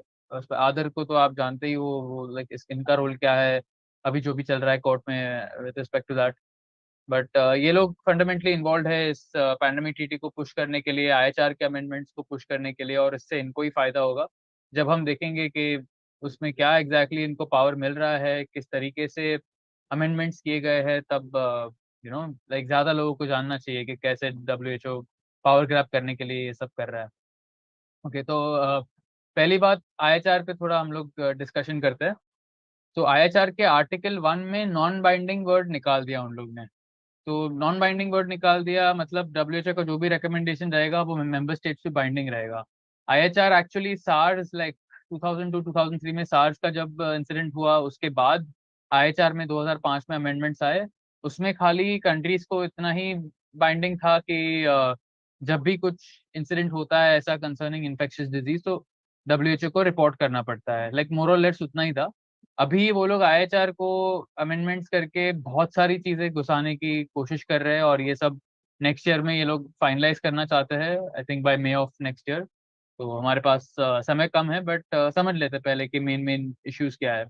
This is one, non binding word निकाल दिया है। दूसरा है उसके आर्टिकल 2 में ये कहता है purpose and scope of this regulations are to prevent, protect against, prepare, control and provide public health response to international spread of diseases, including through health systems readiness and resilience, in ways that are commensurate with and restricted to public health risks. All risks with a potential to impact public health, and which avoid unnecessary interference with livelihoods, human rights, equitable access to health products and healthcare technologies, and know-how. So ये पूरा WHO के लिए दरवाजा खोल देता है कोई भी बहाने से टेक ओवर करने का। असली पब्लिक हेल्थ थ्रेट का भी जरूरत नहीं है, पोटेंशियल भी रहेगा, कोई रिस्क रहेगा पब्लिक हेल्थ को इम्पैक्ट करने के लिए तो भी ये लोग आके इंटरवीन कर सकते हैं। ये आर्टिकल 2 में उन लोग ने डाला है। तो पोटेंशियल, अनप्रूवन, सस्पेक्टेड थ्रेट, ये सब अगर कोई स्कैर आ गया किसी चीज का तो भी ये लोग पावर ग्रैब कर सकते हैं। ये सब IHR के आर्टिकल 2 में है। फिर आर्टिकल 3 में इन लोग ने जो पहले लिखा था respect for dignity, human rights and fundamental freedoms of persons, इसको स्ट्राइक आउट कर दिया है। तो पहले इसमें लिखा था implementation of this regulations shall be with full respect for dignity, human rights and fundamental freedoms of persons based on principles of equity, बाकी जो भी है। तो ये पूरा जो भी रिस्पेक्ट था, dignity, human rights, fundamental freedoms व्यक्ति का, उसको निकाल दिया पूरा। तो बॉडली ऑटोनॉमी मतलब शरीर स्वतंत्रता, पर्सनल चॉइस, ये सब को हटा दिया। मतलब अभी उसमें अभी मैंडेट देंगे ये लोग तो फिर बिकॉज इनके आर्टिकल में इन लोग ने human rights, fundamental rights individuals का निकाल दिया है तो फिर ये लोग आसानी से वैक्सीन मैंडेट भी कर सकते हैं, ये इसका इम्प्लीकेशन बनता है। फिर आर्टिकल 10 में if state party does not accept offer of collaboration within 48 hours, WHO shall, when justified by magnitude of public health, immediately share with other state parties information available, while encouraging state parties to accept the offer of collaboration by WHO. तो अगर WHO ने suspect किया कि outbreak nation में international threat बनने वाला है but जो देश है वो WHO के साथ कोलैबोरेट नहीं करना चाहता तो WHO बाकी दूसरे देशों को बोलेगा थ्रेट के बारे में और प्रेशर डालेगा जो भी देश कोऑपरेट नहीं कर रहा उनके साथ। तो ग्लोबली एक टाइप का प्रेशर बनेगा देश में। मतलब अगर कोई सोचो कि कोई देश में कुछ हुआ और वहां पे तांजानिया को उदाहरण ले लो, लाइक फॉर एग्जांपल सोचो कि उसके उनके प्रेसिडेंट को तो उन लोग ने मार दिया बट अगर वो अभी जिंदा होता और उन्होंने तो ओपनली PCR टेस्ट के अगेंस्ट अवेयरनेस फैलाया था, लाइक वो पानी का सैंपल देके, फ्रूट का सैंपल देके कि इसमें भी पॉजिटिव आ रहा है। तो अगर सोचो कि वहां पे कोई टेस्ट करके पॉजिटिव आता और वो प्रेसिडेंट ऐसे बोल रहा है कि नहीं टेस्ट रिलायबल नहीं है तो हम पैंडेमिक डिक्लेयर नहीं करेंगे, तो फिर WHO वो इन्फॉर्मेशन को लेके बाकी देशों से प्रेशर डाल सकता है उन पे। ये सब IHR के अमेंडमेंट्स में डाला गया है। तो जो भी देश ऐसे जिनका प्रधानमंत्री ऐसे लोगों के साथ है और ये सब षड्यंत्रों के साथ जाना नहीं चाहता, ये अमेंडमेंट्स उसको भी निकाल देते हैं। फिर जो डायरेक्टर जनरल है WHO का, वो उसको पावर जाएगा कि कोई भी सस्पेशन पे वो एक्ट कर सकता है।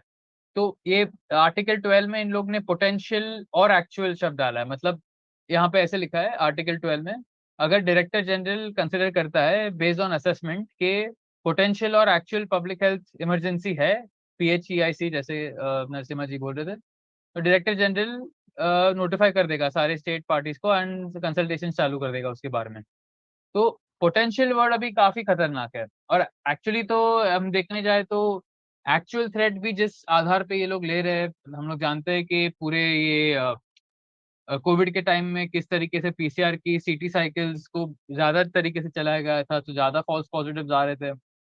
उसमें हम लोग ने पेपर भी डाला था मैंने अंबर ने कि CT साइकिल अगर 25 के नीचे करते हैं तो 90% पॉजिटिव केसेस तो निकल जाते हैं, 90 से भी ज्यादा।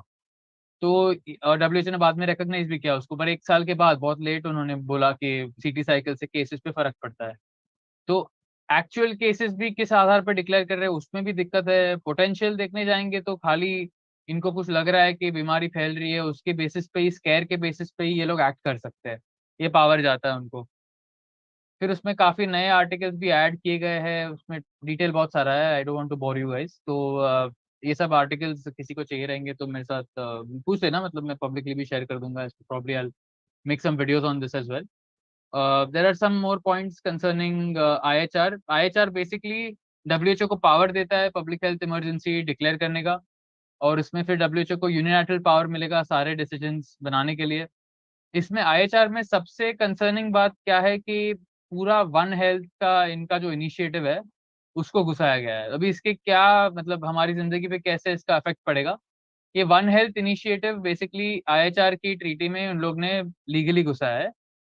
और अभी सोचो कि वन हेल्थ में बेसिकली ये लोग क्या कह रहे हैं कि नॉट जस्ट इन्फेक्शियस डिजीज, मतलब नॉट जस्ट कि कोई बीमारी फैल रही है, बट ऐसे अलग अलग चीज है जो कि हेल्थ को इम्पैक्ट कर सकती है, उस पे भी फिर डब्ल्यूएचओ का हक मिल जाता है इम्पैक्ट करने का। अभी इसमें आईएच वन हेल्थ का पूरा डायग्राम है, मैं थोड़ा स्क्रीन शेयर करके आपको बता देता हूँ यहाँ पे। ये इनका वन हेल्थ का पूरा मतलब इन्होंने इस तरीके से सेट किया है। एक सेकेंड जस्ट, यस। तो आप देख सकते हैं यहाँ पे diet, food security, anti microbials, antibiotics, intensive livestock, disease vectors, biodiversity loss, air pollution, water pollution, climate change, ये सारी चीजों को वन हेल्थ के इसमें डाला गया है। ओके, उसमें उनका नैरेटिव क्या है कि सारी चीजें इंटरडिपेंडेंट है, मतलब जानवरों में कुछ होगा तो फिर वो इंसानों में फैलेगा, तो डाइट भी मैटर करता है इसमें। फिर क्लाइमेट अगर बदलेगा तो ज्यादा इन्फेक्शन होने का रिस्क बन जाएगा, तो फिर क्लाइमेट के नाम पे भी ये लोग हेल्थ के क्षेत्र में इंटरवीन कर सकते हैं। ओके, तो अभी मैं इसके आपको प्रैक्टिकल इम्प्लीकेशंस क्या है वो समझाता हूँ। अभी सोचो कि ये वन हेल्थ के अंदर डब्ल्यूएचओ को पावर मिल जाता है कि क्लाइमेट के नाम पे हेल्थ इमरजेंसी डिक्लेयर कर दे और फिर क्लाइमेट लॉकडाउन इंप्लीमेंट कर दे। ये सारी पावर इनको आईएचआर के अमेंडमेंट्स अगर पास हो गए नेक्स्ट साल तक तो उनको पावर मिल जाएगा। तो ये लोग रिस्ट्रिक्ट कर पाएंगे लोकल इंटरनेशनल ट्रैवल, पर्यावरण के बहाना देके या ह्यूमन हेल्थ का बहाना देके। वैक्सीन पासपोर्ट्स का इम्प्लीमेंटेशन में अभी काफी डेवलपमेंट्स हुई है, उस पर मैं आता हूँ अभी रिसेंटली, अभी बात कर लेते हैं उसके बारे में। तो अभी रिसेंटली डब्ल्यूएचओ ने डिजिटल हेल्थ पार्टनरशिप का इनिशिएटिव लॉन्च किया यूरोप के साथ। तो अभी ये लास्ट 2 महीने पहले ही हुआ है, जून 5 को डब्ल्यूएचओ और यूरोपियन कमीशन ने अनाउंस किया कि डिजिटल हेल्थ इनिशिएटिव वो लोग लॉन्च कर रहे हैं ग्लोबल कोविड-19 वैक्सीन सर्टिफिकेट का सिस्टम बनाने के लिए। और ये वैक्सीन पासपोर्ट सिस्टम को एक्सपैंड किया जाएगा global digital health certification network में, और ये सब डब्ल्यूएचओ चलाएगा। डब्ल्यूएचओ के मेंबर्स ने अराउंड $7 बिलियन की बजट एलोकेट की है इसके लिए। और बेसिकली अगर ये पास होता है तो फिर पूरा जो ग्लोबली ये डिजिटल पासपोर्ट्स का जिस तरीके से ये लोग नया पैंडेमिक ला के सबको वैक्सीन देना चाहते हैं, तो वो बहुत इनके लिए आसान हो जाएगा। और ये सारे कंट्रीज में इसको इंटीग्रेट करना चाहते हैं, मतलब भारत का सर्टिफिकेट दूसरे देशों में चलेगा, वो सबको एक प्लेटफॉर्म पे लाना चाहते हैं। ठीक है, और इसके हम क्या नुकसान है जानते हैं। अगर ये लोग ऐसा सिस्टम लेके आते हैं तो फिर ये लोग जब भी ऐसी कोई समस्या लाते रहेंगे तो आप हम लोग इनका अगर सर्टिफिकेट अपडेट नहीं करेंगे ये ऐप में, जो ये लोग उसका पूरा इंफ्रास्ट्रक्चर बना रहे हैं, तो फिर हमें हमारा ट्रैवल और एंट्री रुक जाएगा दूसरे जगहों में। तो अभी इसका फॉर्मली इन लोग ने लॉन्च किया है 2 महीने पहले ही, डब्ल्यूएचओ और यूरोपियन कमीशन ने प्लेटफॉर्म लॉन्च किया, इसके लिए $7 बिलियन भी एलोकेट किए गए हैं। फिर वन हेल्थ को फाइनेंस कौन कर रहा है, ये पूरा जो वन हेल्थ का इनिशिएटिव है, इसमें अगर हम देखेंगे तो ये सारे नोटोरियस कैरेक्टर्स आ जाते हैं। तो UN, European union, bill and Melinda Gates foundation, Gavi, Wellcome Trust, CP, world economic forum, world bank. अभी ये सब कैरेक्टर्स जिन्होंने पूरा कोविड का षड्यंत्र के पीछे ये सब लोग इन्वॉल्व थे, वही पूरा वन हेल्थ का इनिशिएटिव भी फाइनेंस कर रहे हैं। और ये वन हेल्थ बहुत ही खतरनाक है, उसको आईएचआर के आर्टिकल्स में इन लोग ने लीगली भी घुसा दिया है। तो अगर ये पास होता है तो फिर पूरा मतलब कोई भी बहाने पे ये लोग कर सकते हैं, नॉट जस्ट के पीसीआर टेस्ट पॉजिटिव आया तो करेंगे, बट क्लाइमेट के नाम पे या खाने के नाम पे, जानवरों को कंट्रोल करने के नाम पे ये सारी चीजें की जा सकती है। पैंडेमिक ट्रीटी में एक और मतलब जरूरी चीज की गई है कि ह्यूमन राइट्स को निकाल दिया। ओके, तो IHR के अमेंडमेंट्स में मैंने बोला ये पूरा स्ट्राइक थ्रू कर दिया इन लोग ने। तो ये सब मेन चेंजेस है जो भी IHR में किए गए हैं, जिसका इम्पैक्ट पड़ेगा लोगों को, तो इसका लोगों को जानना जरूरी है। तो ये सब मेन पॉइंट्स है। बाकी अभी कुछ डेवलपमेंट्स चल रही है इंटरनेशनली, जिस तरीके से हम समझ सकते हैं कि WHO मतलब किस दिशा में जा रहा है। अभी ट्विटर पे मस्क ने भी आई थिंक ट्वीट किया था कि देशों को अपनी सॉवरेंटी नहीं देनी चाहिए WHO को। तो WHO ने एक्चुअली वार्निंग दिया कि वो फेक न्यूज है। ठीक है, और ये फेक न्यूज किस किस बेसिस पे बोल रहे हैं ये लोग कि नहीं देश ही डिसाइड कर रहे हैं कि क्या अकॉर्ड रहेगा, तो फिर ऐसे बोलना कि देश सॉवरेंटी दे रहे हैं वो गलत है। अभी लाइक मैं भी इस पे कुछ नेगोशिएशंस के वीडियोस देख रहा था अभी, लाइक यूके में और US में काफी ऐसे अवेयर लोग हैं जो कि उनके जो रिप्रेजेंटेटिव्स हैं जो ये पैंडेमिक के नेगोशिएशन में इन्वॉल्व है, उनके साथ मीटिंग्स करके बात कर रहे हैं। और उनका ओपिनियन यह है कि बाकी जो भी डेवलपिंग कंट्रीज छोटे देशों से इनपुट्स आ रहे हैं वो उनको बहुत सीरियसली नहीं ले रहे। मेनली ये जो मेन कंट्रीज है उनके ही, और ये WHO के जो फंडर्स है उनका ही घुस रहा है, और बाकी ये जो छोटे मोटे देश है उनका नहीं घुस रहा। वो सब वीडियोस के लिंक्स पे मैं आपके साथ शेयर कर सकता हूँ। तो ये सब वहाँ पे एक देशों में अवेयरनेस ज्यादा है। यूके में एक्चुअली 1.5 लाख लोगों ने पिटिशन साइन किया कि यूके की गवर्नमेंट को ये ट्रीटी पे ऐसे कोई साइन नहीं करना चाहिए जिससे कि पार्लियामेंट से पावर निकल के WHO के पास चले जाए। उसके बाद एंड्रू बिजन नाम का पॉलिटिशियन है, उसने यूके की पार्लियामेंट में फिर इसके बारे में अवेयरनेस फैलाया, और बाकी पार्लियामेंटेरियंस को भी अर्ज कर रहे थे कि इस पे साइन नहीं करना चाहिए बिकॉज उसके इम्प्लीकेशंस मतलब खतरनाक है।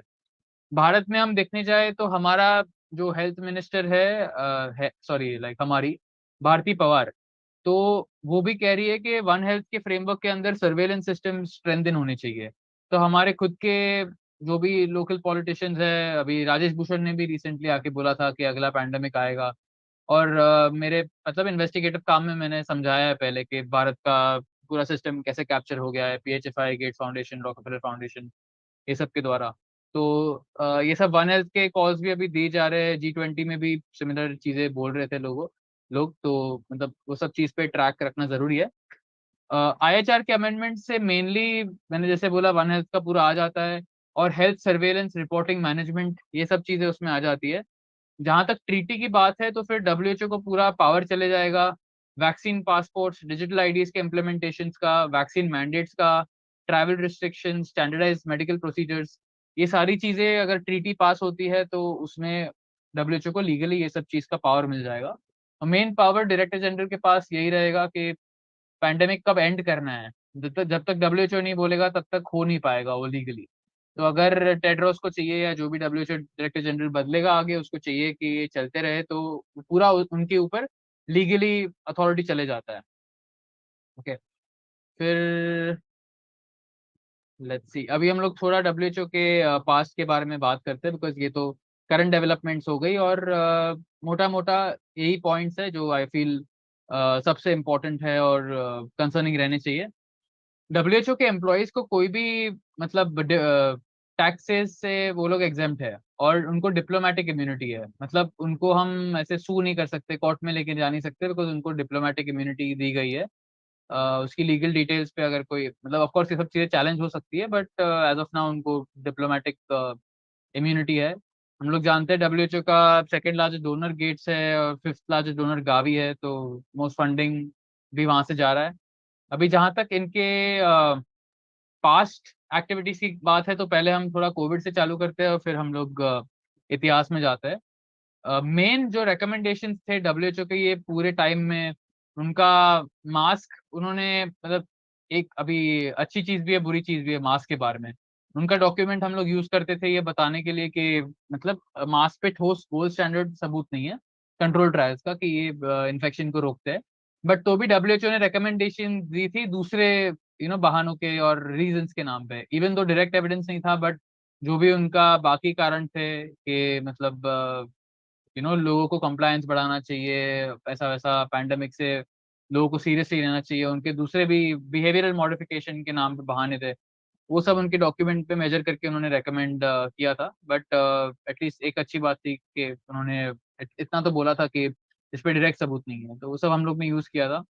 उन्होंने हर्ड इम्यूनिटी का डेफिनेशन चेंज कर दिया। वो आई थिंक सबसे मेन बात है कि पहले उनका हर्ड इम्यूनिटी का डेफिनेशन वेबसाइट पे ये इंक्लूड करता था कि वैक्सीन से भी आ सकता है, नेचुरल इन्फेक्शन से भी आ सकता है। बाद में उन्होंने नेचुरल इन्फेक्शन वाला हटा दिया, फिर उन पे प्रेशर बना तो वापस उनको डालना पड़ा। ठीक है, तो ये टाइप की एक्टिविटीज है। तीसरा है कि ये पूरे पैंडेमिक के टाइम में काफी लोगों को वेंटिलेटर पे डाला गया, जिससे काफी लोगों की नीडलेसली मौत हुई कंपेयर टू अगर उनको अर्ली ट्रीटमेंट दिया जाता। आइवरमेक्टिन, हाइड्रोक्सीक्लोरोक्विन, दूसरी काफी सारे ऑल्टरनेटिव ट्रीटमेंट्स है। तो उसके बदले डब्ल्यूएचओ ने रिकमेंडेशन दिया था कि मैकेनिकल वेंटिलेटर पे लोगों को डालना चाहिए, इससे काफी लोगों की अननेसेसरली मौत हुई है। कि तो ये रिकमेंडेशन भी डब्ल्यूएचओ के द्वारा ही आया पूरे पैंडेमिक के षड्यंत्र में। जहां तक वर्ल्ड हेल्थ असेंबली की ही बात है, तो नेक्स्ट ईयर जो लाइक मई 2024 में ये सब चीजें अप्रूव होगी, तो वो ये वर्ल्ड हेल्थ असेंबली में ही होगी। उसका पहले क्या था कि डब्ल्यूएचओ ही मतलब मेंबर स्टेट्स उसको स्पॉन्सर करते थे। थोड़े साल के बाद फार्मास्यूटिकल जायंट्स वो ऑर्गेनाइज करने लगे, तो मर्क, फाइजर, ये सब ही ये वर्ल्ड हेल्थ असेंबली की मीटिंग्स ऑर्गेनाइज करने लगे। ठीक है, तो उनका इन्फ्लुएंस, फार्मास्यूटिकल कंपनीज का इन्फ्लुएंस, रॉकफेलर्स का इन्फ्लुएंस, गेट्स, बाकी अनेक सारी बॉडीज है जो कि डब्ल्यूएचओ को फंडिंग और इस तरीके से इन्फ्लुएंस करती है। उनकी अगर पास्ट में हम देखेंगे तो थोड़े पॉइंट्स है। टबैको इंडस्ट्री को लेके काफी लोग जो तंबाकू की इंडस्ट्री में काम करते थे वो एक्चुअली में डब्ल्यूएचओ को एडवाइस कर रहे थे, और डब्ल्यूएचओ को पता था, और इस पे पहले से स्टडीज भी थी कि टबैको की वजह से लंग्स खराब हो रहे हैं, डैमेज हो रहे हैं, लंग कैंसर हो रहा है। तो भी डब्ल्यूएचओ ऐसे लोगों को से एडवाइस दे रहा था जो कि टबैको इंडस्ट्री के लिए काम कर रहे थे, और डब्ल्यूएचओ इतना ठोस नहीं था। मतलब इस पे पूरा यूएस कांग्रेस में भी इंक्वायरीज हुई थी, और ये पता चला था कि डब्ल्यूएचओ बहुत ही सॉफ्ट जा रहा था टबैको इंडस्ट्री के अगेंस्ट। और टबैको इंडस्ट्री ने पूरा ऐसे टूल किट बनाया था कि डब्ल्यूएचओ को कैसे सबवर्ट करना है, और डब्ल्यूएचओ भी उसमें कंप्लाई कर रहा था। एक अमेरिकन लॉयर था पॉल डीट्रिक, जो कि टबैको जायंट के लिए काम कर रहा था, फिलिप मॉरिसन, और वो डब्ल्यूएचओ की रीजनल ऑफिस में काम करता था। तो ऐसे अगर हम लोग कॉन्फ्लिक्ट ऑफ इंटरेस्ट के बारे में देखने जाएंगे तो टबैको इंडस्ट्री ले लो, ओपियोइड्स जो मतलब पेन सप्रेस करते हैं, न्यूक्लियर इंडस्ट्री है, ऐसी काफी सारी चीजें हैं। पहले लाइक स्वाइन फ्लू का भी अगर हम स्कैर देखेंगे तो कॉमन टैक्टिक दिखती है कि जो इंडस्ट्री के लिए काम करते हैं वो फिर डब्ल्यूएचओ को इधर वहां पे काम कर रहे हैं या फाइनेंस कर रहे हैं, उसकी वजह से डब्ल्यूएचओ की पॉलिसीज बदल जाती है उनके फेवर में। ओके, तो ये रहा टबैको इंडस्ट्री का। डब्ल्यूएचओ को कोई प्रॉब्लम नहीं था, टबैको इंडस्ट्री के मेंबर्स उनको एडवाइस कर रहे थे इससे। एक फ्रैंक सलिवन नाम का आदमी था, उसका भी क्लियर हो गया बाद में कि ये टबैको इंडस्ट्री के लिए काम कर रहा है, तो भी डब्ल्यूएचओ ने उसको हटाया नहीं और उससे कंटिन्यूस एडवाइस लेते रहे। ऐसा बिहेवियर है डब्ल्यूएचओ का।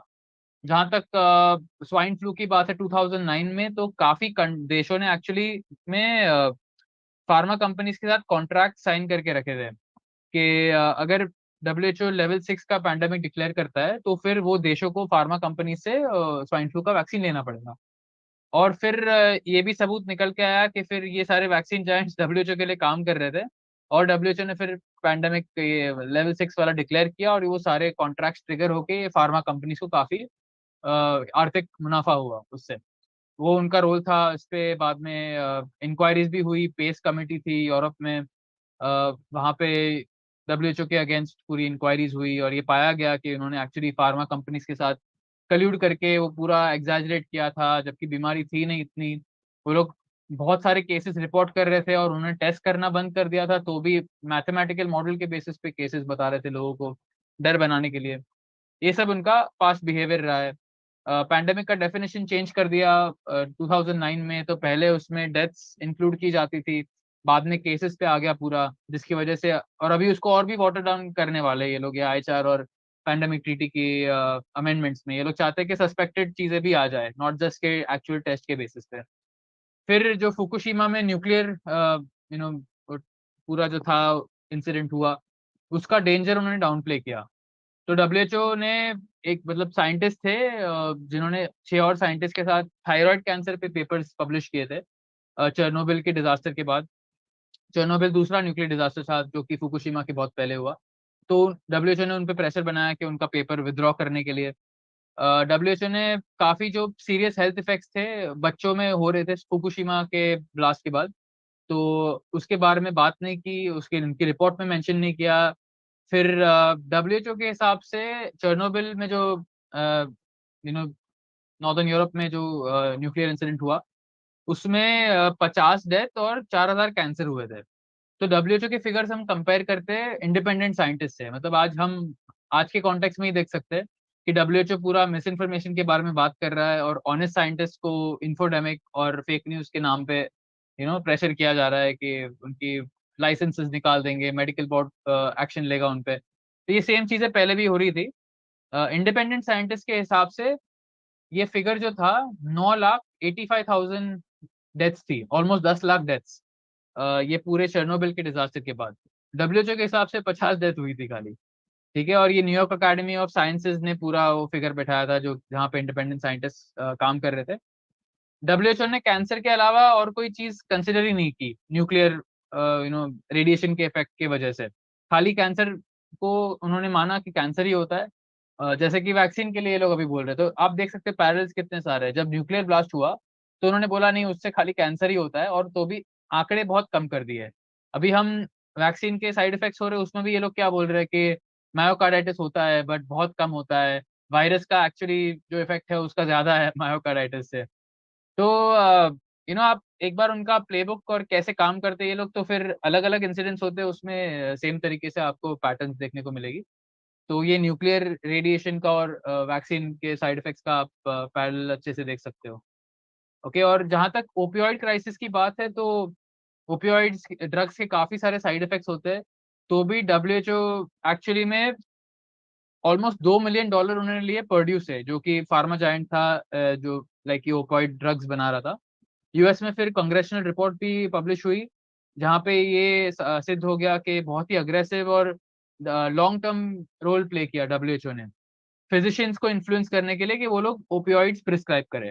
तो एक साइड पे वो लोग ये ओपियोइड इंडस्ट्री से पैसा ले रहे हैं और फिर फिजिशियंस को पुश कर रहे हैं उनकी एडवाइजरीज उनकी डॉक्यूमेंट्स में कि ओपियोइड्स यूज होने चाहिए। तो डब्ल्यूएचओ का जो क्रेडिबिलिटी है so called as like member state driven multilateral organisation, वो जैसे कि वंदना शिवा जी बोल रही थी पहले, बहुत बहुत टाइम पहले निकल गया। एक्चुअली स्टार्टिंग से ही कॉम्प्रोमाइज था, बट जितना कॉम्प्रोमाइज हुआ है बाद में उसका मतलब लेवल बढ़ गया है। जैसे कि हम देख सकते हैं लाइक पहले भी ये सारी चीजें हो रही थी, अगर हम टबैको इंडस्ट्री के बारे में देखें या ये न्यूक्लियर डिजास्टर्स के बारे में देखें या प्रीवियस पैंडेमिक्स के बारे में ही देखें, बट अभी ये नेक्स्ट लेवल पे जा रहा है और यू कैन सी कि कहाँ पे ये सब चीजें जा रही है। सो या I'm done with my talk. Thanks. Hi, thanks Johan. बहुत अच्छी तरह से काफी कुछ कवर कर लिया डब्ल्यूएचओ का और आईएचआर का। तो जस्ट 5 मिनट्स है, तो चैट्स में अगर किसी को कुछ क्वेश्चंस पूछना है तो काइंडली आप पूछ सकते हैं। You can chat, you can answer it here. और योहान, आज मैं एक रिसर्च कर रहा था कुछ, तो एक अच्छा डॉक्यूमेंट मिला। आई डोंट थिंक अपन ने पहले डॉक्यूमेंट देखा है। It is had mail it to you also. Okay, I'll check. तो हाँ, ये सितंबर 2019 में डब्ल्यूएचओ ने ये डॉक्यूमेंट निकाला था। हाँ, इस पे हम लोग का it is there in the paper we had published, maybe you must have forgotten, but उसमें हम लोग ने लिखा था कि ये पैंडेमिक हुआ उसके पहले डब्ल्यूएचओ ने कभी लॉकडाउन रेकमेंड नहीं किए थे। I think it is the same document. हाँ, नॉट ओनली लॉकडाउन, क्वारंटाइन, ये वो कुछ भी रेकमेंड नहीं। आई नो, हम लोग ने हमारे इसमें लिखा था, उसमें पेपर जब लिखा था ना उसमें पॉइंट मास वास का तो कोई उनके पास एविडेंस नहीं है, कुछ नहीं है। Yep. Everything, and this is just 1 month before the COVID came, September 2019. तो सरप्राइजिंगली डब्ल्यूएचओ ने ये भी फॉलो अप नहीं किया जो उनका ही डॉक्यूमेंट है, और स्पेशली ऑन वायरस इन्फ्लुएंजा, तो उसको भी उन्होंने पैंडेमिक ट्रीटी में कुछ फॉलो नहीं किया। सेकेंड थिंग, एक और मेन पॉइंट है क्या, जो डब्ल्यूएचओ बना हुआ है, the director general can not take independent decisions. There is a body of 20 people जिसके साथ उसको बात करके then they will tell him what to do. But ये कोविड पैंडेमिक में हमने देखा कि director general is only taking all the decisions independently, तो ये भी एक काफी गलत हुआ। बट अभी नया आईएचआर में उन लोग डायरेक्टर जनरल को ही पूरा पावर दे रहे हैं He will be the most powerful man then to declare pandemics and declare. Amber, Yes. sorry. Yes, sir. I think two people raised hands. Okay, just a minute, huh? Yeah. Sorry, let me see. So Dr. Shaji Kudiyat.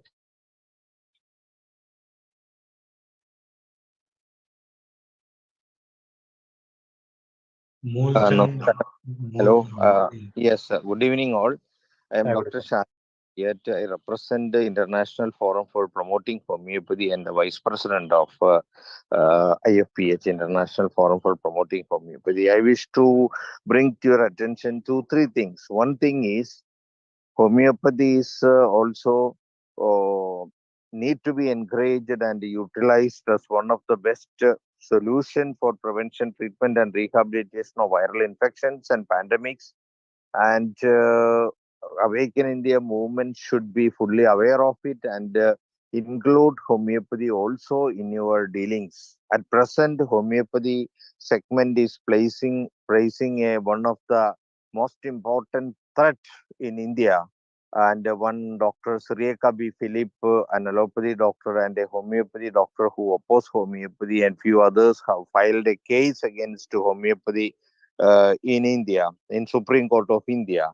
So we need a big support. We have formed a committee to oppose and file counter affidavit and also become party to the case, so that the case will be strengthened and proper presentations and proper ideas will be countered in the court. So we need the support of Awaken India movement in this regard. That is my first things to share with this August group. Second thing is, I was listening from beginning. In between I got few calls, so I was slightly interrupted, but still we discussed all these matters where WHO and we all understand these things. But how we can effectively and practically counter this is the thing very importantly we need to discuss, and I think that should be the necessity things, decisions we need to make and counter in the coming days and weeks and months, so that we will be collectively able to manage and oppose this gigantic group where we need to focus. And I think that is the area we need to focus. That's all for the meantime. So that's all. Thank you for listening and giving opportunity. Thank you all. Thank you, Dr. Shah ji. I'd like to address the second point जो था वो. देखो, जैसे हमने देखा कि UK में almost 1.5 lakh लोगों ने पिटिशन साइन किया कि यूके गवर्नमेंट को ऐसा कोई ट्रीटी साइन नहीं करना चाहिए. उसके बाद बिकॉज उनके सिंपैथेटिक पार्लियामेंटेरियंस है थोड़े, तो फिर उन्होंने पार्लियामेंट में मैटर को उठाया. तो that is only possible because वहाँ के लोगों में अवेयरनेस बहुत है, और यहाँ पे हम देखते हैं कि मतलब हमारे पास लोग बहुत कम जुड़े हैं. तो first step has to be कि ये जो भी थ्रेट्स है और क्या डेवलपमेंट्स चल रही है, जो भी पॉइंट्स हम लोग ने डिस्कस किए, वो लोगों के सामने जाए, और फिर हम लोग कोई टाइप का सिमिलर पिटिशन सेटअप करके, अगर कोई पार्लियामेंटेरियंस को एंगेज करके maybe like can try to get this matter over there, तभी लाइक लार्जर लेवल पे हमारे जो भी मीडिया कॉन्टैक्ट्स है वहाँ पे हमें पुश करना चाहिए. तो राइट नाउ तो हमें सबको अवेयरनेस पे ही काम करना है. एक टाइम वो होता है तो फिर हम लोग कुछ कर सकते हैं. और इन दी एंड ऑलवेज अगर ये सब पास होता भी है उसके नाम पे, अगर लाइक कुछ होता है तो ऑलवेज हम लोग प्रोटेस्ट करने के लिए, नॉन कंप्लायंस के लिए, we will always be following that approach. ये पूरा जो कोविड के टाइम में भी मैंडेट्स वगैरह लगे तो हम लोग किसी ने कंप्लाई नहीं किया उसके साथ. तो अवेयरनेस, नॉन कंप्लायंस, और जितना हम लोग गवर्नमेंट को एंगेज कर सकते हैं जब तक ये ट्रीटी की नेगोशिएशन चल रही है, that should be the way forward. Amber, you have any other points? Yeah. And the first point, Dr. Shaji, you'll be glad to know one of our NSC members is Dr. Abhay Chedda. He's a homeopath. So we actually say integrative medicine or everything. India में तो सब कुछ है, आयुर्वेदा है, homeopathy है, यूनानी है, नेपाली है, नेचुरोपैथी है, and that's why we actually were not affected so much by the COVID, but of course due to the vaccine we were affected. Thank you. Number 2 points I want to add. Sure. One is the entire effort here is to counter WHO push for particular kind of treatment. So they are saying there will be a pandemic and the pandemic will be treated by the vaccines, therapeutics, or whatever their menu is there. So that's where we are trying to say there are many methods. There is a diversity of treatment systems. Local systems are there. Local health knowledge systems are there. So that we need to push, which includes homeopathy and other methods. Second, I think the question is what we can do now. Now we need to approach our members of parliament wherever they are, ask them to start talking about this in Indian parliament, because India cannot be a party to this kind of power grabbing by WHO. Maybe we are giving a call for a quit WHO. But even before, I think we need to bring Indian Parliament into this, and how we can establish our own sovereignty. Even if there is a pandemic, even if there is infection, or even if there is a disease, we have the methods, we have the capacities, we have the knowledge, we have the abilities to deal with whatever we are getting. I think that message has to go through members of parliament. Rightly said, sir. Mulchand Prajapati, आप अपने आप को unmute Sorry, करके पूछ सकते हैं। I have to get going, so I'll take your leave, guys. Thank you so much. Sure. Thanks. Moolchand Prajapati, अपने आप को unmute करके पूछ सकते हो।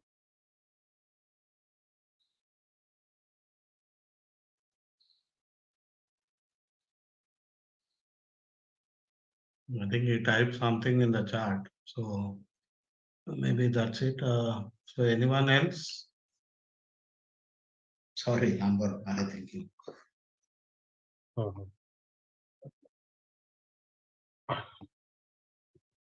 So let us close now. It is already 8:04. We had a very good webinar, and still I see 34 participants are here, and we peaked up to 55 participants. And of course, there were few who joined in our YouTube and Facebook channels also. So thank you. Daryl has raised his hand. Okay, just a minute. Daryl, you can ask your question. You can unmute yourself and ask.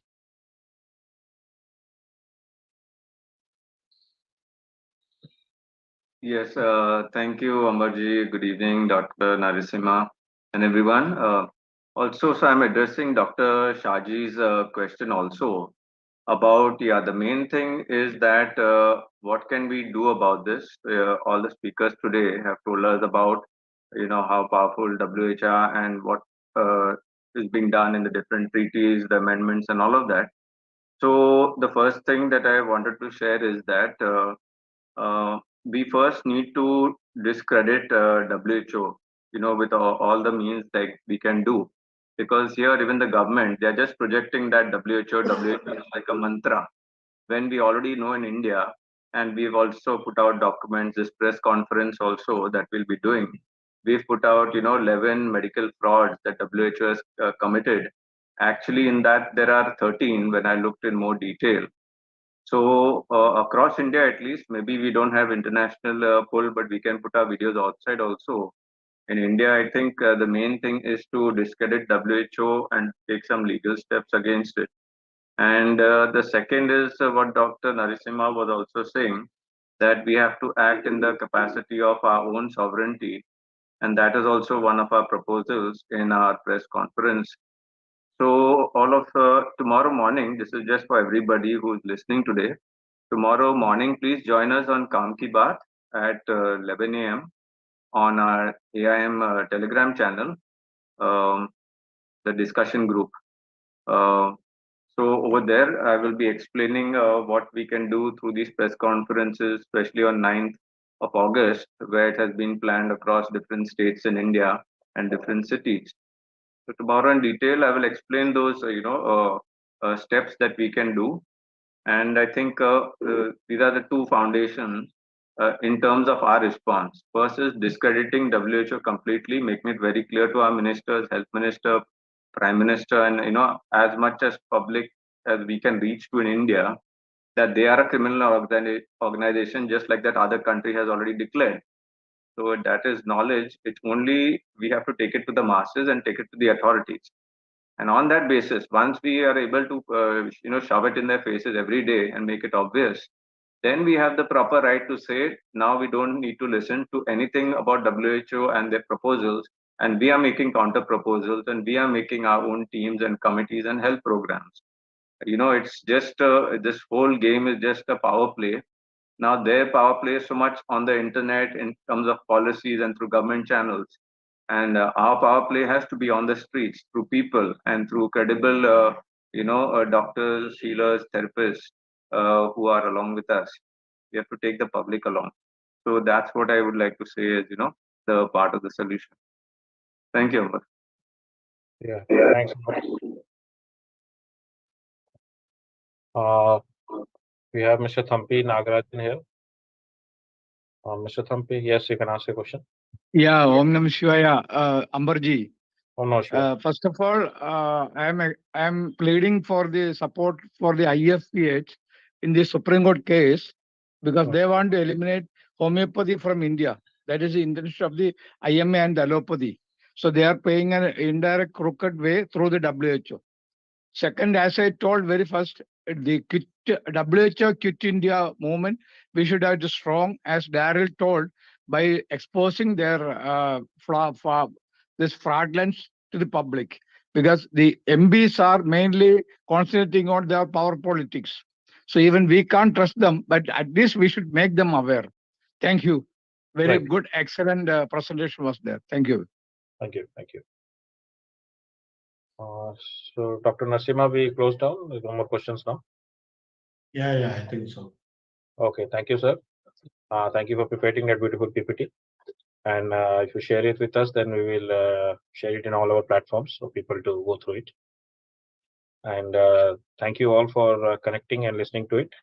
Again, मैं request करता हूँ कि इसका recording webinar का हम सब जगह share करेंगे, तो आपके एरिया में जो MP MLAs है उनसे शेयर कीजिए और अवेयरनेस बढ़ाइए जो इमीडिएटली अभी नीड है आवर का।